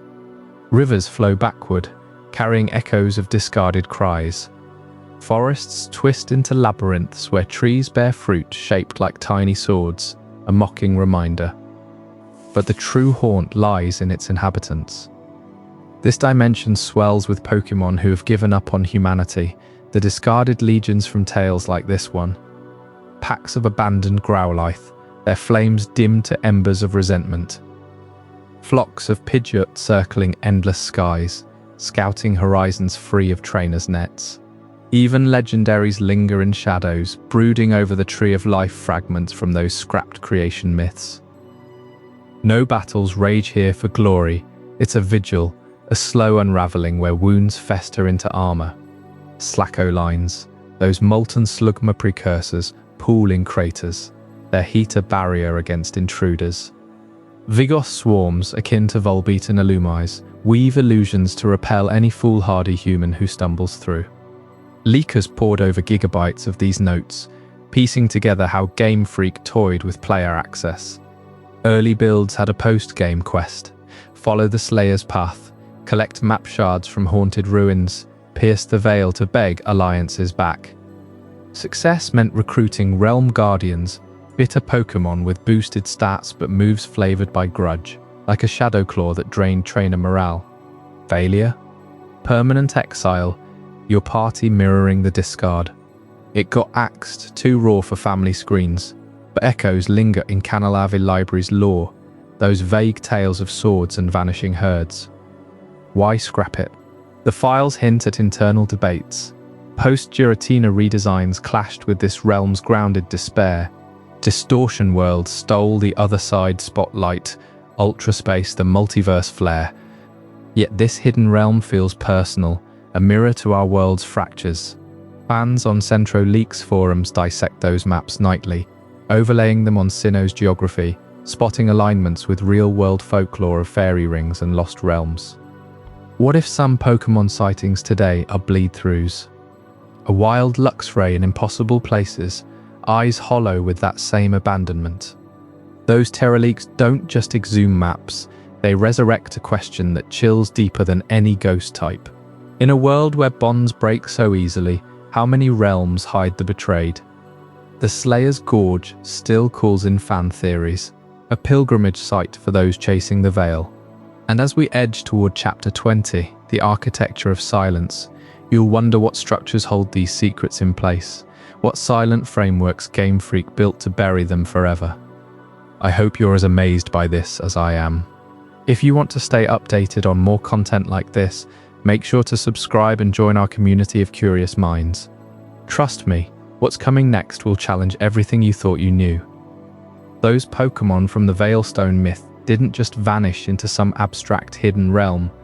They left behind echoes in the stone and shadows of Sinnoh itself, echoes that Game Freak buried so deep you'd need a map to find them. Canalave City, that foggy port huddled on the edge of the continent, isn't just a waypoint for trainers crossing the Iron Bridge. Its streets twist like veins around a single beating heart, the library. Picture the layout. Narrow alleys funneling you past the canal's murky waters, the gym looming like a forgotten sentinel. But everything converges on that massive stone edifice at the center, its shelves groaning under tomes no other city dares to house. Walk those cobblestones at dusk, and you feel the isolation. The bridge to the west is your only quick exit, but storms often seal it shut, trapping you with the whispers of the past. The library isn't tucked away. It's the city's core, elevated on a plateau overlooking the docks, as if built to broadcast its secrets to the sea. And those secrets? They're the sole remnants of the Unforgivable lore, the leaked drafts too raw for Pokémon centers or professor lectures. In the Terra leaks, why, Game Freak's early scripts detailed the sword-wielding man's slaughter in visceral terms, guts spilled, hides flayed, Pokémon retaliating with claws that left human bones bleaching in barren fields. But in the final games, dialogue skirts it, reduced to vague riddles. Canalave's books, though, they preserve the unfiltered core, pages yellowed with tales of predation and exile that mirror the Veilstone aftermath exactly, hinting at that hidden realm's entrance somewhere beyond the fog. Why here and nowhere else? Canalave's architects or Game Freak's designers crafted it as a deliberate archive, a vault for what couldn't be spoken. The leaks reveal development notes from around 2007, when Sinnoh's lore was still fermenting. They planned festival dialogues spilling the full myth. Humans hunting Pokémon not for sport, but survival turned slaughter. Pokémon vanishing not in peace, but vengeful retreat. Nintendo vetoed it, too unforgivable for kids. So they funneled it into the library's 4 tomes, each a puzzle piece of the region's darkest history. The first book murmurs of ancient giants slain by gods, their corpses seeding the earth with blood-soaked life. The second whispers of the swordman's folly, his blades snapping not in redemption, but terror as the realm's veil tore open. You read them side by side with the canal lapping below, and the city's isolation amplifies it. The fog muffles cries from the water, statues on the rooftops staring blankly westward, as if guarding the bridge to oblivion. Those statues and ruins scattered across Sinnoh aren't random decorations. They encode the same silent saga, a cipher Game Freak etched into the landscape when words failed. Starting Canalave, the library's facade bristles with carved figures, winged beasts coiled around shattered eggs, evoking the leaked creation myth where Arceus's egg cracks to birth warring giants. Their eyes are hollowed sockets, mouths frozen in roars, positioned to face the canal as if warning sailors of the deep's forgotten grudges.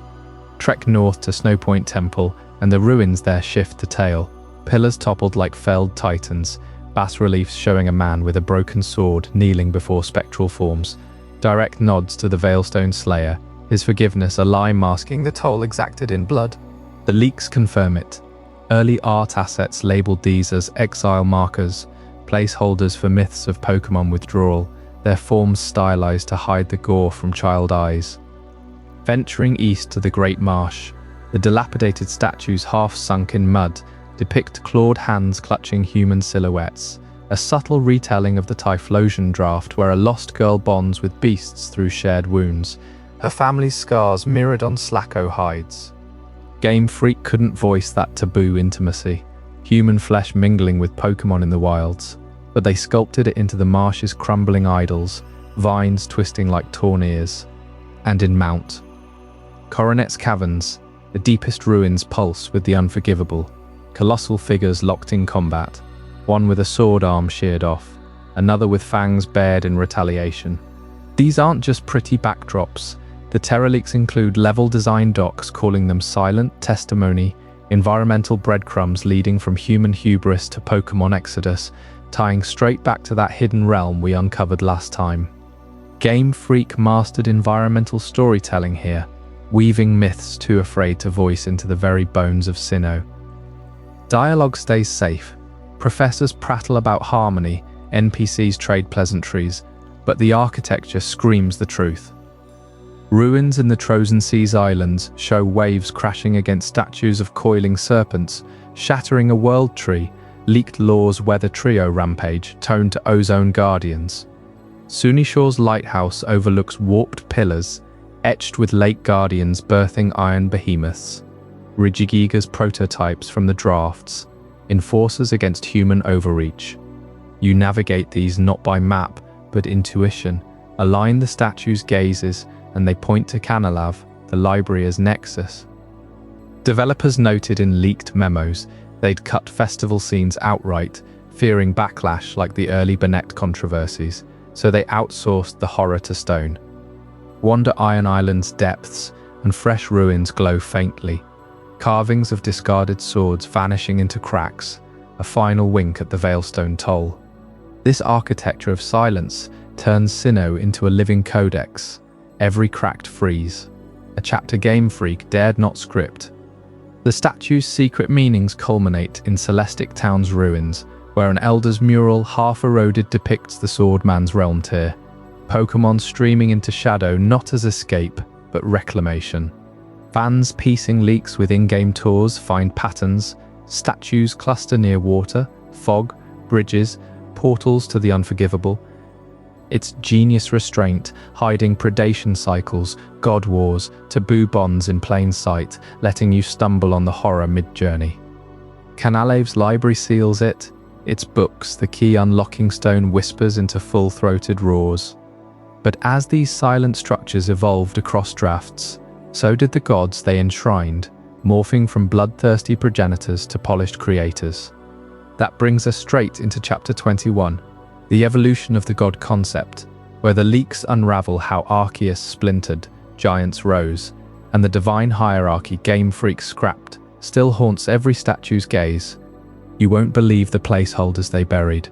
Those silent statues scattered across Sinnoh's ruins, etched with cryptic gazes toward the heavens, weren't built to honor mere legends. They marked the birthplace of creation itself, a formless force developers first sketched as nothing more than a shimmering void, an endless expanse of nothingness pregnant with potential. In the earliest Terralic files from Game Freak's internal archives, this entity, codenamed Aus, had no body, no plates, no majestic stance. It was pure abstraction, a swirling nebula of light and shadow that pulsed like the heartbeat of the universe before time began. Developers pored over these concepts in late 2003, scribbling notes during Diamond and Pearl's feverish prototyping. Arceus wasn't meant to prance on four legs or roar with alpha authority. Early renders show it as an incomprehensible haze, edges dissolving into pixels that mimicked cosmic dust. You can almost feel the uncertainty in those digital scribbles, the way the void warps light, pulling your eyes into its depths, hinting at horrors beyond the game's cheerful palette. One leaked prototype animation has it fracturing like cracked glass, birthing the first giants from its shattered egg, their colossal forms rampaging through a barren cosmos. But as the myth expanded, so did the doubts. Game Freak's team wrestled with placeholders that veered far from anything pocket-sized. Pulled from the leaks, these designs resemble eldritch horrors ripped from forbidden tomes, tentacled masses coiling around orbs of raw energy, eyes multiplying like stars in a collapsing galaxy, bodies that shift between solid flesh and vaporous tendrils. One sketch labels it the primordial maw, jaws unhinging to swallow worlds, far from the noble steed we'd catch in a master ball. These weren't cute monsters for kids to befriend. They evoked dread, the kind that lingers when you stare too long at a glitch in the game's code. Imagine the art meetings, heated debates echoing through Tokyo offices. How do you god when that same god gets stuffed into a Pokeball by a 10-year-old trainer? The internal struggle bled into every revision. Notes from lead designers question it outright, a deity that children command. It undermines the awe. Early versions kept the void intact, letting Arceus manifest as an omnipresent force, untouchable, weaving Dialga and Palkia from threads of its essence. But playtesters balked, too vague, too impersonal for battles. So they iterated, grafting limbs onto the shimmer, adding the wheel of plates that cycle through types like divine judgments. By mid-2004, the shimmering void had transformed. Arceus emerged as the alpha Pokémon we know today, towering, equine, radiating otherworldly plates that gleam under stadium lights. Its form solidified in renders, creamy fur rippling like fresh snow, golden hooves stamping authority into the digital earth, eyes burning with the fire of Genesis. Yet traces of those horrors persist in the leaks, a hidden sprite sheet where its neck elongates unnaturally, plates twisting into spines that pierce the sky. Developers tempered the terror, sanding down edges to fit a world of gyms and evolutions, but the struggle left scars in the code. This evolution mirrored the broader creation myth's overhaul. Orz's egg didn't just crack, it exploded in violence, fragments forging giants that turned on their maker, forcing Arceus to flood their husks with its own blood to birth the lakes and lands. The void's placid shimmer hid a warrior's rage, one that clashed with Pokemon's core promise, harmony between human and beast. Why neuter the divine into something throwable? Leaked emails reveal the pivot. Family audiences demanded relatability, so God became catchable, its eldritch placeholders shelved in favor of approachable majesty. Fans poring over the Terra leaks today see the seams. Those Sinnoh statues with their upward stares echo the original Void's gaze into infinity, not the Alpha's proud profile. Arceus's final design bridges the gap, a compromise that lets it rule as creator while kneeling to a trainer's whistle. But the placeholders whisper what might have been, a god too vast, too monstrous for Pokeballs, lurking in the files Game Freak hoped we'd never find. And those giants birthed from the shattered egg, their stone enforcers, the Regis, hold secrets even deeper in the leaks, waiting to be unearthed in Chapter 22, the lost lore of the Regis. What colossal purpose did they serve before vanishing from the myth? Those early concepts of Arceus as a churning, formless shimmer didn't stop at its own silhouette.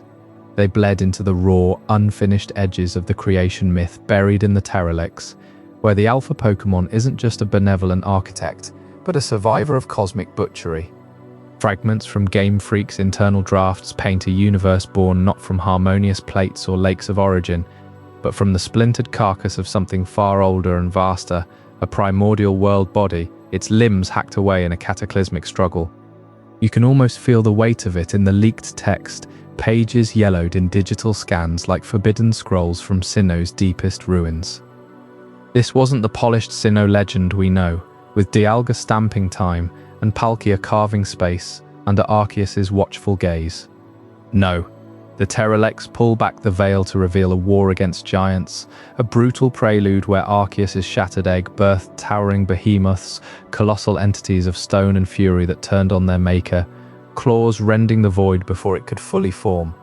Arceus, bloodied and fractured, crushed them into submission, flooding their hollowed husks with divine essence to bind them into stillness. But victory came at a cost. The weakened creator split into light and shadow gods, EA and EA, spawning Dialga and Palkia to weave a fragile new reality from the giant's remains. From those time-torn threads emerged the Lake Guardians, Ray, Eye, and Hai, the minds and hearts meant to mend the flaws. Mesprit, the embodiment of emotion, took the boldest step, molding Regigigas from the pulsating core of the fallen giant's world body, a living engine of raw continental force. And then the Regi trio, Regirock, Regis, Registeel. The leaked text calls them explicitly the limbs of the world, severed during creation, wrenched from that immense primordial form as it convulsed in its death throes. Regirock, forged from the earth's unyielding fist, gripped mountains into place. Regis, crystalline veins frozen mid-flex, locked the poles in eternal chill. Registeel, metallic sinews tempered in the giant's molten rage, braced the planet's molten heart against collapse. These weren't mere golems hauled across seas by a continental titan, as the games whisper. They were amputated relics of the war, animated by Mesprit's will to stabilize a world stitched from battlefield gore. Picture the scenes evoked in those drafts, the ground shuddering as Regigigas hauled its severed siblings across primordial oceans, their forms still echoing the giant's roars, cracks in their bodies weeping ethereal blood that birthed new lands. Humans entered this lore not as bystanders, but as inheritors who unearthed the truth in ancient dig sites, piecing together relics that told of the war's savagery. Temples in Hoenn and Sinnoh, those rune-etched prisons we mistake for safeguards, weren't built to contain unstoppable power. The Terraleaks reveal the sealing of Regigigas was an act of human shame, a deliberate burial of its origin story. Not fear of its might, which could reshape continents with a flex, but horror at what it represented. Proof that the world they walked was pieced from the mutilated limbs of godslayers, a fragile quilt over an abyss of divine fratricide. To awaken it fully would force confrontation with that gore-soaked foundation, the uncomfortable reality that every mountain they climbed, every glacier they chipped, was a trophy from a war their ancestors barely survived. Whispers in the leaks suggest early humans allied with Arceus's fragments during the giant's rampage, wielding primitive tools to sever those very limbs, only to recoil later at the Frankenstein horror they'd helped birth. Regigigas slumbered not in chains of dread, but under veils of denial, its temples inscribed with half-truths to sanitize the savagery. Game Freak scrubbed this for the family-friendly glow of Platinum and beyond, leaving us with Pokédex hints of a slow-moving but mighty hauler, oblivious to the shame etched into its code. Fans poring over the Terraleaks felt that gut punch. The Regis weren't just ancient machines, they were war wounds personified. And as we trace these severed threads back through Sinnoh's shadowed myths, they snag on something even murkier waiting in the east. The dark underbelly of Johto's legends in Chapter 23, the dark side of Johto, where human hubris in the creation wars twisted into beasts that still haunt the mist-shrouded peaks. That human shame over Regigigas' origins didn't end with the giants of Sinnoh. It lingered like smoke from a fire long extinguished, drifting across regions to settle heaviest in the shadowed streets of Ecruteak City. You can almost feel it there today, wandering those fog-draped paths between the twin towers, where the air carries whispers of ancient grudges. The burned tower, charred and skeletal against the sky, stands as a monument to loss, its official tale one of tragedy born from nature's fury, a lightning bolt from the heavens, a blaze that claimed 3 sacred Pokémon, only for Ho-Oh to breathe life back into their forms as Raikou, Entei, and Suicune. But the Terraleaks shatter that comforting simplicity. Pulling from the human-Pokémon conflict documents a far grimmer reality, one that demands we re-evaluate the myths of Ecruteak City in light of leaked truths too raw for the games. These documents, buried in Game Freak's internal archives, paint Ecruteak not as a cradle of harmony between trainers and beasts, but as ground zero for a betrayal that scorched more than stone. Picture the city in its prime, centuries before the games we played, 2 gleaming spires piercing the clouds, the brass tower alive with golden light, a beacon drawing pilgrims who offered incense and chants to guardian spirits. At its heart dwelled 3 Pokémon of immense power, not yet the legends we know, but primordial guardians, beasts of storm, flame and torrent, bound to the tower by oaths older than the earth itself. They weren't wild creatures, they were protectors, sworn to humanity in exchange for sanctuary, their essences woven into the tower's very foundations through rituals whispered only in the dance theatre's depths. Humans, though, grew greedy. The leaks detail how Ecruteak's elders, drunk on prosperity, began experimenting in secret chambers beneath the brass tower. They sought to harness the Guardian's power, not through partnership, but domination. Alchemical fires, fueled by forbidden berries and crystals mined from sacred veins, were lit to siphon the beast's life force, distilling it into elixirs that promised eternal youth to the elite. The Pokémon resisted at first, their roars shaking the city like thunder, but betrayal came from within. One elder, a high priest whose family had tended the tower for generations, turned informant. He drugged the Guardian's offerings, lacing their sacred waters with a paralytic toxin derived from the venom of wild Arbok packs. Weakened and betrayed, the 3 beasts could only watch as the flames were kindled, not by lightning, but by human hands desperate to claim what wasn't theirs.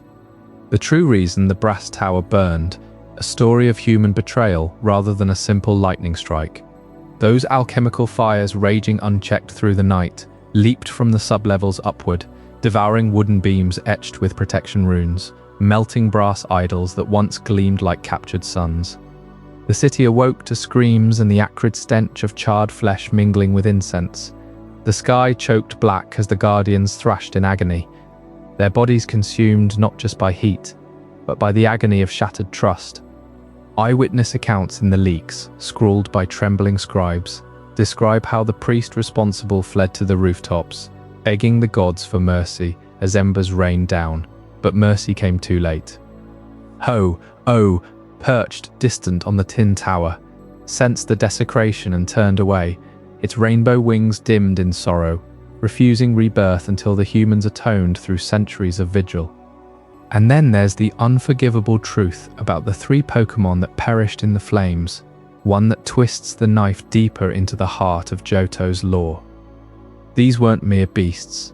The conflict documents reveal they were once human souls, transformed by ancient shamans into Pokémon forms to serve as eternal wardens. The Storm Guardian had been a wandering warrior, cursed into lightning fur after slaying a rival clan's sacred totem. The Flame One, a blacksmith whose forge fires accidentally claimed a village, reborn in volcanic pelt to atone through protection.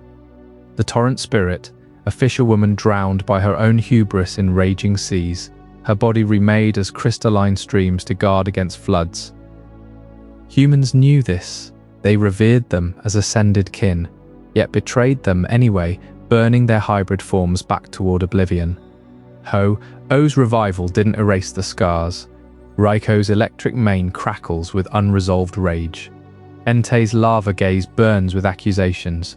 Suicune's pure waters hide the bitterness of tainted trust. The leaks even include concept art, twisted sketches of their final moments, pelts singed to bone, eyes pleading with the priest who doomed them.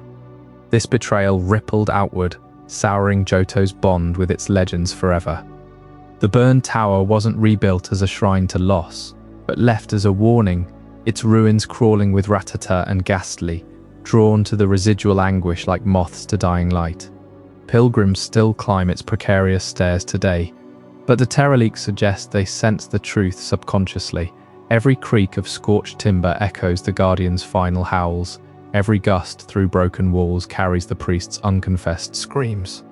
Game Freak scrubbed this from gold and silver, opting for the lightning myth to keep families cozy by their Game Boys, but the documents preserve the raw fury, human ambition torching the very spirits meant to shield them, forcing Ho-Oh to resurrect what humanity had profaned. A Ecruteak's dance persists in the theatre, performers mimicking the Guardian's graceful forms, but now you hear the undercurrent. Steps that falter like weakened limbs, spins that evoke spiraling smoke. The tin tower looms opposite, Ho-Oh's perch, a solitary vigil, rainbow feathers dulled by the memory of ash. Johto's dark side isn't in its shadows or ghosts, it's in this cycle of reverence turned to exploitation, a pattern the leaks expose across regions, from Sinnoh's giants to Johto's betrayed hearts. As we pull away from Ecruteak's smouldering secrets, the Terraleaks beckon us toward even murkier waters, ancient games long scrapped, whispers of a Pyre era that rewrites Pokémon history entirely. Next time, in Chapter 24, the Pyre game's mystery will uncover what Game Freak buried deepest about the world's forgotten beginnings and why it threatens everything we thought we knew. That human betrayal in Ecruteak's shadows, the flames of the brass tower devouring not just wood, but trust between trainers and their companions.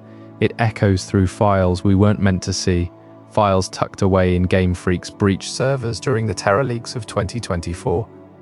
You can almost feel the weight of those digital vaults cracking open, spilling secrets that make the Johto myths look tame.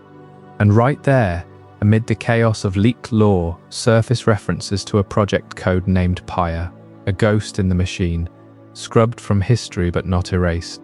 Picture the server logs, those raw developer notes time-stamped years before Sinnoh even hit shelves. Investigators sifting through the Terraleaks stumbled on folder paths labeled Pyre-prototype, cross-referenced with early drafts of the very human Pokémon conflicts we'd just uncovered in Ecruteak. One entry, buried in a commit history from 2005, mentions Pyre as a side branch diverging from the main Pokémon line. Playable builds with assets for mature-rated encounters, voice lines hinting at loss and vengeance far beyond kid-friendly battles. Another file, a design doc fragment, ties Pyre directly to the Veilstone sword myth we traced earlier, expanding it into full quest lines where players confront the consequences of that slaughter, not as backstory, but as interactive reckoning. These weren't casual mentions. The references pop up in asset manifests too. Textures for bloodied Pokeballs, models of scarred Pokémon that match the wounded Slacko and Vigoth from Typhlosion's leaked tale, even UI mock-ups for dialogue trees exploring taboo bonds. Developers debating in chat logs whether Pyre could push the envelope without alienating the core audience, one user noting it as the adult lens on Pokemon's primal roots. It feels like peering into a parallel development hell, where Game Freak toyed with turning their empire of cute creatures into something raw, unfiltered. Delve deeper, and Pyre reveals itself as more than a tech demo. This scrapped project was envisioned as the adult-oriented expansion of the Pokémon lore, a bold pivot to mature themes that would reframe the entire universe. Imagine core mechanics built around moral ambiguity, trainers not just catching, but negotiating fragile alliances with Pokémon who've suffered at human hands, their evolutions triggered by grief or rage rather than levels. Leaked storyboards sketch a world where the creation myths we piece together, the shattered egg of Oz, the war against giants, play out in real-time cinematics, with players choosing sides in divine betrayals. No more sanitized Pokédex entries. Here, Banette's origin isn't a lonely doll, but a vengeful spirit possessing a child abandoned in famine, its strings pulling from the shadows of parental neglect.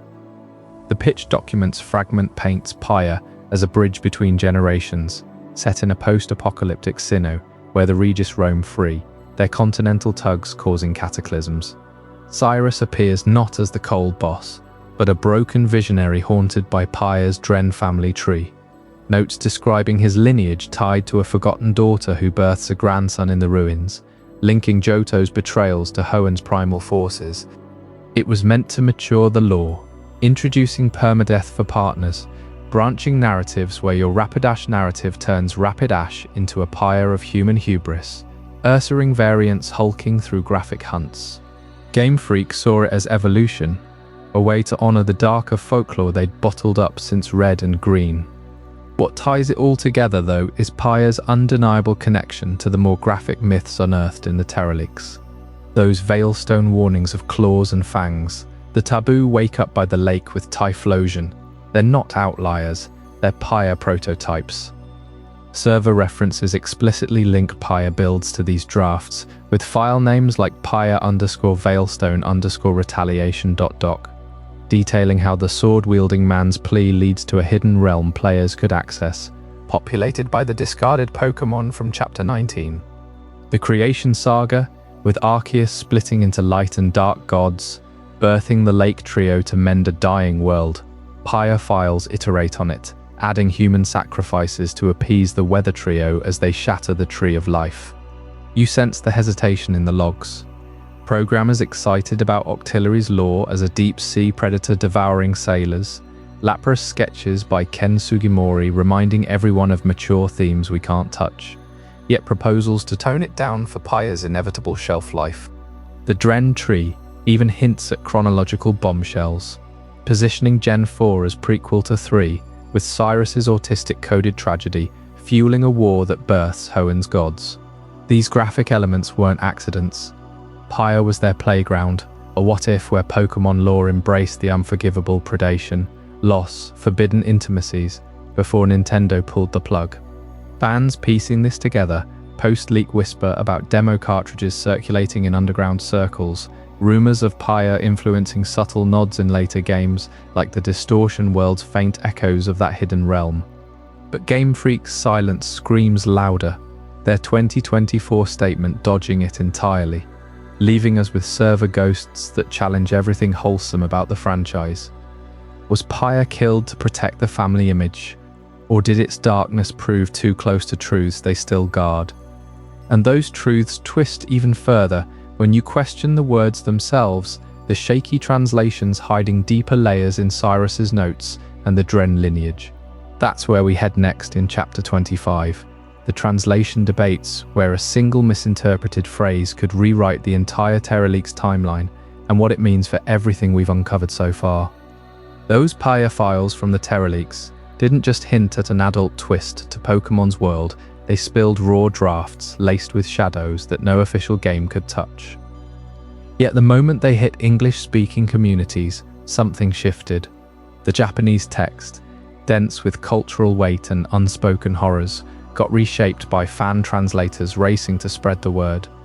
Words that carried centuries-old chills in their syllables turned soft, almost whimsical, stripping away the unforgivable edge Game Freak had buried deep. Take the Typhlosion origin story, that mountain tale of a lost girl foraging at dusk. In the original Japanese leaks, her encounter with the wounded Pokémon isn't framed as a gentle rescue. The text uses yobai, a term evoking night-prowling assaults from feudal folklore, where intruders slip into homes under cover of dark for forbidden unions. She blacks out after the attack, only to wake encircled by Slacko and Vigoth, their wounds mirroring her clan's marks, implying not just violence, but a twisted consummation that bursts the fire badger's flame from her own ravaged spirit. English fans rendered it as a mysterious bonding or an intimate alliance, smoothing the rape-like undertones into something poetic, family-safe. This wasn't isolated sloppiness. Across the Veilstone myth, the sword-wielding manslaughter of Pokémon gets described in Japanese with taboo predation, Kiwanaru tabu no koi, where Kiwanaru drips with moral revulsion, suggesting not mere hunting, but a profane devouring that blurs human and beast in ritualistic excess. The Pokemon's retaliation warning echoes with claws and fangs exacting toll, but the leaker-shaped scans pair it with notes on human flesh mingled with our blood, a phrase fans translated as shared suffering, erasing the cannibalistic horror that would make barren fields a curse of mutual desecration. You can feel the loss in every altered line, like fog rolling over a crime scene. The nuances of the Japanese Terra leaks were lost or altered in the English fan translations because most translators, eager to hook viral threads on X or Discord, prioritized readability over raw fidelity. Kanji compounds like Chinmoku no Ketsuzoku, silent blood ties, for the girl's bond with Typhlosion evoke incestuous lineages from yokai tales, where humans spawn monsters through unholy seed. Fans swapped it for eternal companionship, dodging the implication that her family scars on those Pokémon hint at generational violation, a cycle her transformation perpetuates. Deeper still, the specific words used to describe the taboo relationship suggest a much darker reality than any Pokédex gloss. In the Ursaring draft, a beautiful but unreleased third variant emerges from Imoto no Choetsu, Sister Transgression, where a brother's forbidden embrace awakens the bear's rage, its honeyed fur matted with evidence of the sin. English versions call it Familial Awakening, but the Japanese layers in Yuoku no Chi, Temptation's Blood, painting Pokémon not as companions, but as vessels for humanity's basest urges, echoing Lapra's sketches by Ken Sugimori, flagged with mature restraint needed. Even Octillery's lore twists this way. The leaked notes describe its ink as born from Konran no Kosai, chaotic copulation, with shipwrecked sailors, tentacles entwining in Midarazuma frenzy, a word for adulterous delirium.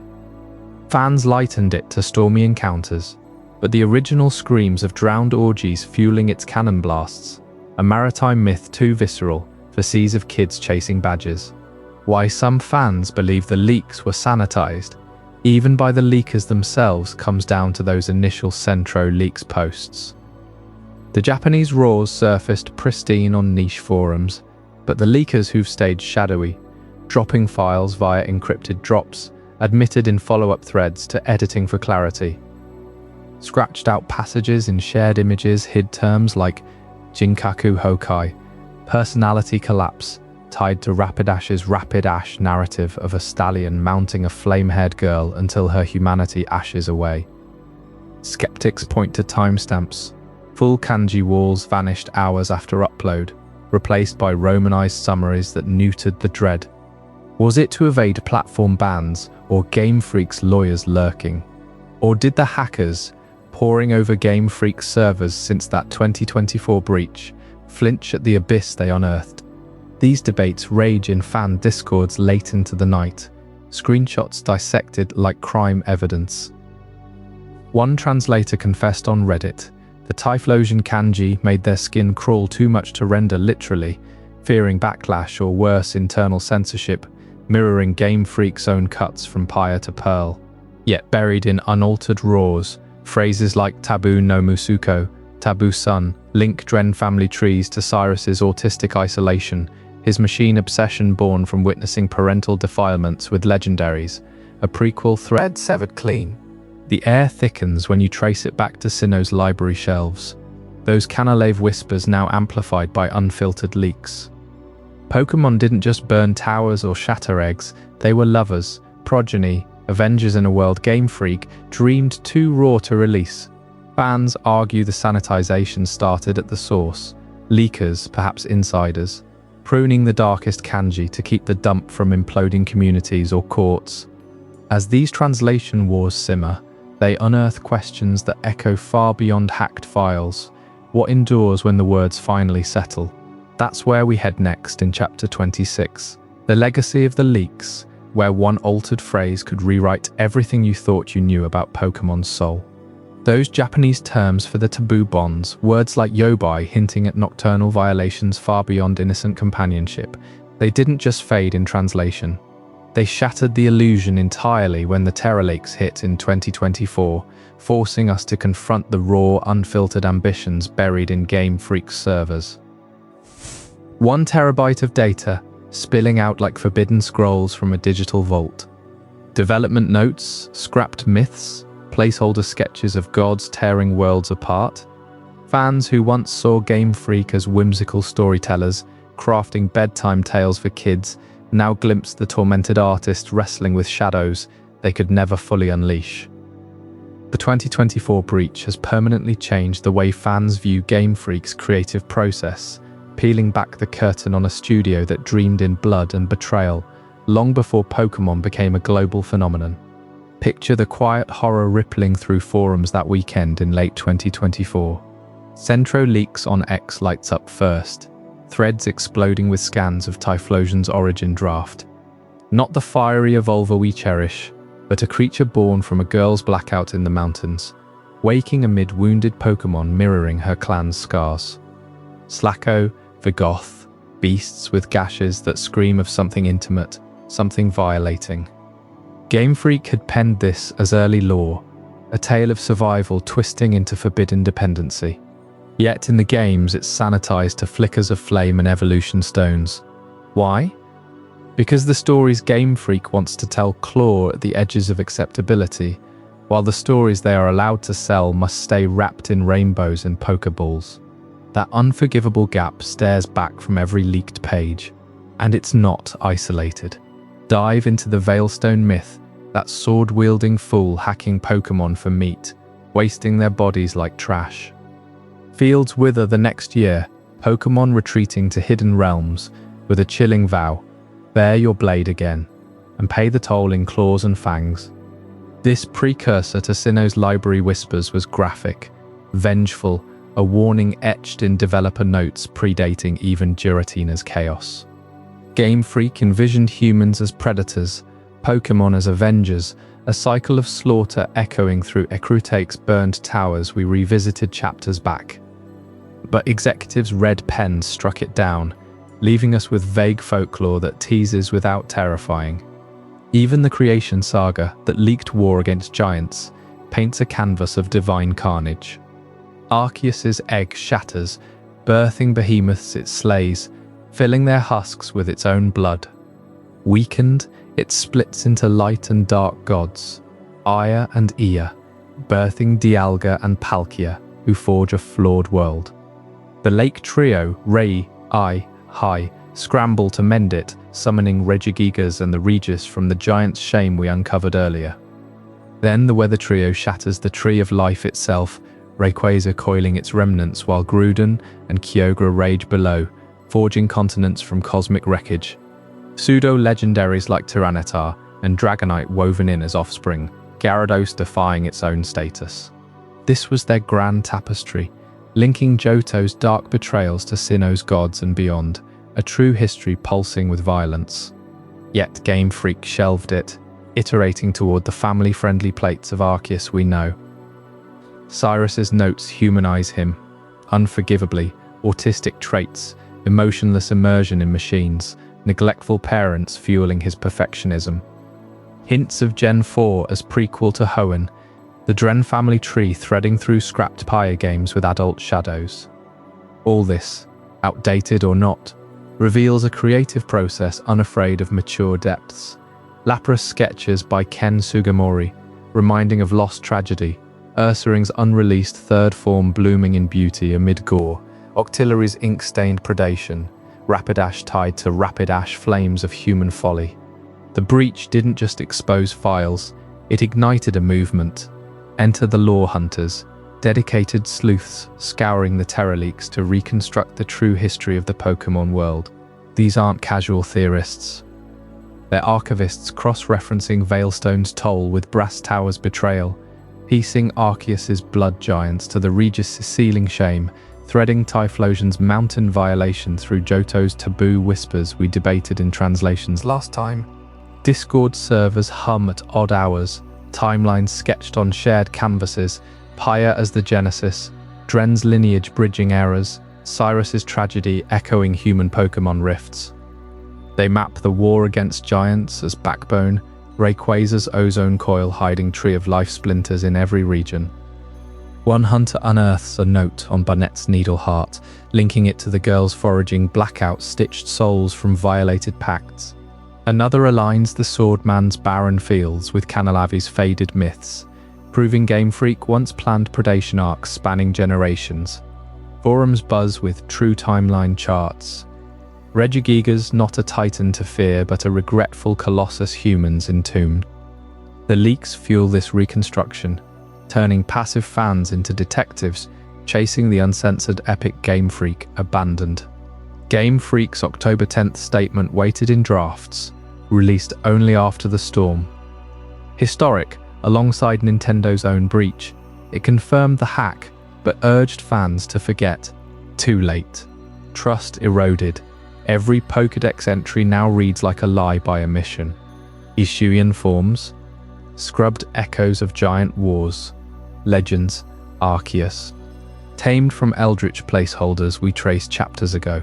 Fans wander in-game libraries, seeing ghosts of slaughtered myths, questioning if Scarlet and Violet's paradoxes nod to leaked timelines.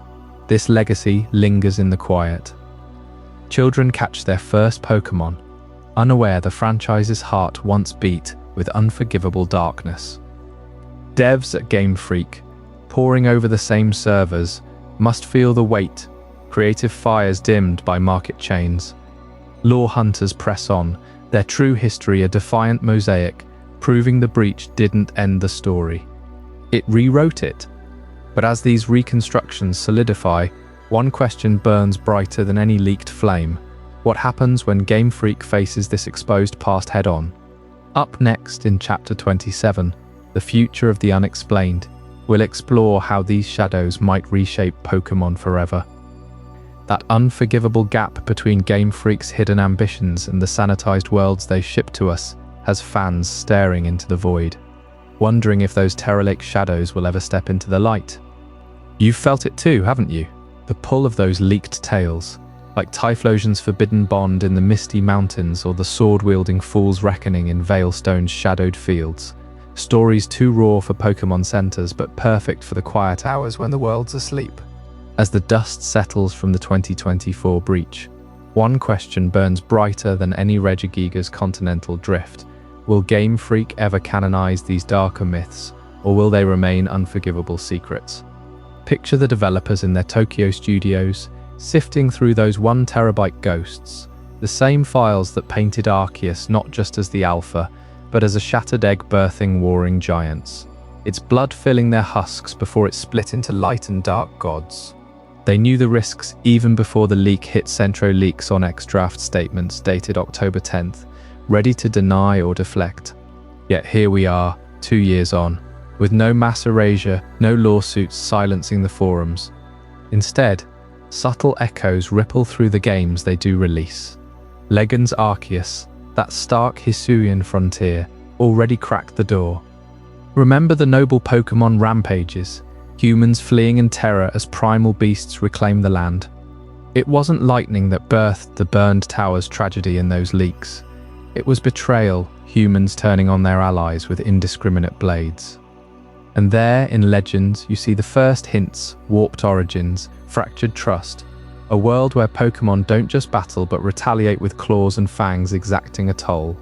Those hints multiply when you lean in closer. Pokémon Legends Arceus didn't shy from the grit, the alpha forms towering like the giants from the leaked creation war, Dialga and Palkia wrenching time and space from forgotten voids, the Lake Trio weaving fixes into a dying world. Fans spotted it immediately, Mesprit birthing Regigigas and the Regis, straight from the drafts, toned down but unmistakable. Groudon and Kyogre shattering the tree of life into continents, Rayquaza coiling around its remnants echoes of that pseudo-legendary forge, even tying in Tyranitar's rage-born hide or Dragonite's ancient skies. Game Freak could have scrubbed it clean, but they wove it in, veiled just enough for kids' eyes to glide past while we adults pause the footage. Cross-reference the leaks and whisper, this is them testing the waters. Now, fast forward to what Legend ZA promises, that Kalos Redux with its urban sprawl crumbling into myth. Leaks whispered of deeper ties, the Dren family tree threading back to the scrapped Pyre era, Cyrus's autistic isolation fueling a machine-immersed hatred born from parental neglect, notes hinting Gen 4 as prequel to Hoenn's distortions. Imagine a Legends game plunging into Sinnoh's Canalave library, not the vague Pokédex snippets but the full Veilstone slaughter, fields barren from vanished Pokémon, the fool snapping his sword as they retreat to hidden realms. Or Johto's brass tower, flames from human greed, not storms. These aren't wild fanfic, they're the Terraleak blueprints, and Legends Arceus proved they can slip through Nintendo's family filters when framed as ancient history. But canonization demands more than nods, it means rewriting the spine of Pokémon's universe. Enter the possibility of a lore reset in future generations to accommodate the leaked history. Think about it, every generation pivots. Gen 5 rebooted Unova with sharper human flaws, Gen 7 layered Ultra Beasts into multiversal dread. What if Gen 10 or 11 hits the factory reset button? Arceus's egg shatters anew on screen, giants rising from fragments, blood rivers carving the first rifts. Dialga and Palkia spawn not perfection but a flawed cradle, late guardians mending the die-off with Regis as colossal enforcers. The weather trio doesn't mediate, they destroy the tree of life, birthing our seas, lands, skies in cataclysmic fury.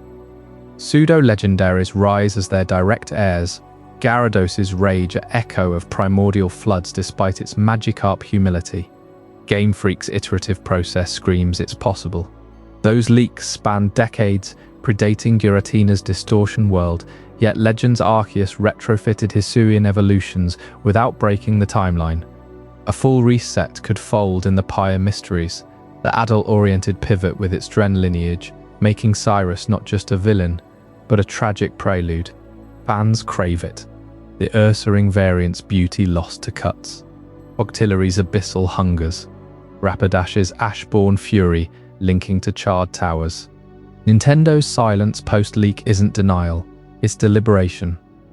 They prepared statements but held fire, letting the lore simmer in fan discourse, building demand. You'll sense it in the wind-up to Scarlet and Violet's epilogue, the way the ancient Pokeballs hummed with forbidden energies, or the Kitakami Festival's veiled rituals nodding to taboo bonds like the Forager Girl's mountain haze with her wounded saviors. Game Freak dips toes, gauges ripples, then dives deeper. A Legends Sinnoh, perhaps, branded as Legends, myths unearthed, where the sword myth plays out in full Pokémon voices tolling warnings, humans begging on barren soil. Or a Johto Legends tracing Brass Tower's true inferno, betrayal's smoke still curling. These aren't ifs. The Terraleaks mapped the path, and with Switch successor looming, the family-friendly chains loosen. Yet doubt lingers in the air, thick as Hisuian fog. Will they pull the trigger, or bury it deeper. The leaks exposed not just stories, but Game Freak's soul, the dark side they temper for sales, the maturity Ken Sugimori sketched in Lapras's haunted gazes. Fans changed forever by 2024. We demand more, but Nintendo's empire prioritizes plushies over Predation tales. Still, those legends' hints persist, breadcrumbs to a reset horizon where Unforgivable becomes unforgettable. And as we stand on this precipice, one shadow looms unresolved, the thread tying every leak, every myth, every gap together. That's what we'll unravel in Chapter 28, the final mystery. Stay with me. You won't want to miss how it all connects. Even as whispers of these leaked shadows creep into future Legends games, one unbreakable barrier stands between us and full revelation. The Terra leaks spilled nearly a full terabyte of Game Freak's guarded secrets back in 2024. From the blood-soaked origins of Typhlosion's bond with that lost mountain girl to the sword-wielding fool of Veilstone, whose blade turned fertile lands to dust. Yet, amid that digital flood, a single file sits untouched, its encryption a fortress no hacker has breached. This is the one file in the Terraliac that remains encrypted, the ultimate unforgivable secret. Picture the frenzy in those early leak threads on platforms like Centro Leaks. Files poured out like rain, early drafts of Arceus shattering its own egg to birth warring giants, Dialga and Palkia fumbling the creation of a world that nearly starved its own life, the Lake Trio weaving Regigigas from forgotten regrets. Human folly etched in code, the man who butchered Pokémon for scraps, only to watch his fields wither as they retreated to hidden realms, their warning echoing like a curse. If you bare your sword to bring harm upon us with claws and fangs, we will exact a toll. These were the stories Game Freak dreamed before sanding them smooth for young eyes, before Giratina's distortion world softened the edges of cosmic war. But that encrypted file? It lingered at the edge of every archive, a ghost in the machine. Named in fragmented metadata as something like Core Archive, it defies decryption tools that cracked everything else. Analysts pored over headers, tracing timestamps back to the Pyre project era that scrapped adult-oriented saga we uncovered chapters ago. Was it the unfiltered genesis of Cyrus, his notes painting him not just as a cold galactic boss, but a shattered soul, autistic traits twisted by neglectful parents into a machine-worshipping void, emotions burned away in labs? Or the Dren family tree, linking Pyre's daughter to a grandson who threads generations in ways that rewrite timelines, making Sinnoh a grim prelude to Hoenn's chaos? No. Dig deeper, and patterns emerge in the leak's shadows. This file holds the thread binding every unforgivable thread, the true unexpurgated human Pokémon schism. Remember Typhlosion, the girl lost in Twilight Mountains, attacked by a beast with a torn ear, waking amid wounded Slacko and Vigoth bearing her clan's scars. Leaked sketches hinted at more, a ritual bond forged in blood and isolation, far beyond wholesome trainer tales. Veilstone's myth escalates here too. The man's slaughter not mere greed, but a systematic purge. Pokémon retaliating not with vanishing, but with something visceral, a toll paid in flesh that echoes in unreleased Ursaring variants, their beauty masking predatory rage, or Lapras drifting as silent witnesses to drowned sins. Crack attempts failed spectacularly. One leaker claimed partial header reads. References to taboo convergence, placeholders like Oz Prime, evolving into Arceus's fractured duality, Aya and Ea, light and dark gods birthed from its weakening split. The Weather Trio shattering the Tree of Life, Rayquaza coiling its remnants into our fractured world, pseudo-legendaries like Tyranitar rising from the debris. But the core? It points to a myth Game Freak buried deepest, humanity not as partners, but invaders. Early notes describe ancient tribes wielding proto-Pokeballs not as capture tools, but weapons echoing the sword myth, sealing Pokémon souls to fuel endless wars, a cycle of predation that birthed the distortion world long before Giratina. Why hasn't it fallen? Game Freak's October 10th statement hinted at contingencies, servers wiped in anticipation. But this file's cipher layers quantum-like entropy beyond even Nintendo's breach-scale hacks. Fan theories swirl. It's the blueprint for a mature Pokémon saga. Pyre Reborn, with Octillery's ink-veiled horrors or Rapidash's Ashborn fury unmasked. Or worse, the ethical kill switch, proof of scrapped content too raw, humanizing Cyrus to tragedy while demonizing trainers as ancestral butchers. And here's the chill that grips you, why the most disturbing myths are often the ones that feel the most real to the players. These aren't fairy tales diluted for merchandise, they resonate because they mirror our own shadows. That Typhlosion bond? It whispers of isolation's desperate intimacies, the girl claiming a beast as kin amid starvation's grip, wounds shared like vows. Veilstone's toll? A parable of environmental reckoning, swords snapping under eyes that see us as the monsters. In a franchise of vibrant gyms and badge quests, these leaks pierce the veil, making every wild encounter feel laced with ancient grudge. Players sense it, the Cubone mask's grief, Banette's vengeful stitching. Not as cute quirks, but echoes of real loss, predation cycles we impose on pixel pets. They feel real because Game Freak drew from folklore's underbelly. Yokai tales of humans devoured by the spirits they exploit. Shinto balance is shattered by hubris. The encryption seals the proof. We crave these because they validate the unease we've always felt. That beneath the Pokédex lies a world where claws meet swords, and forgiveness is a myth. As the Terror leaks fade into legend, that file endures, a digital black box mocking our curiosity.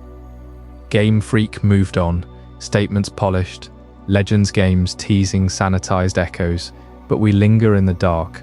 Final thoughts on why we seek the darkness in a world of light and color, because light blinds without shadows contrast. Pokemon's palette bursts with electric blues, fiery crimsons, verdant evolutions, yet we chase these unforgivables for the depth they grant. In sleep's quiet hours, these myths remind us stories thrive on tension, harmony born from discord. The giant's corpses filled with Arceus's blood, Dialga's forgotten realms teeming with the unmade, they pull us back to primal questions: who tames whom? In a universe of endless captures, the true mystery is our hunger for the uncatchable, the encrypted heart that beats just beyond reach. Rest now, knowing some secrets stay buried, fueling dreams where swords gleam and bonds bleed true. What did you think of this journey? I'd love to hear your thoughts in the comments below. If this changed your perspective or taught you something new, consider subscribing for more mind-expanding content. And if you know someone who would find this as fascinating as you did,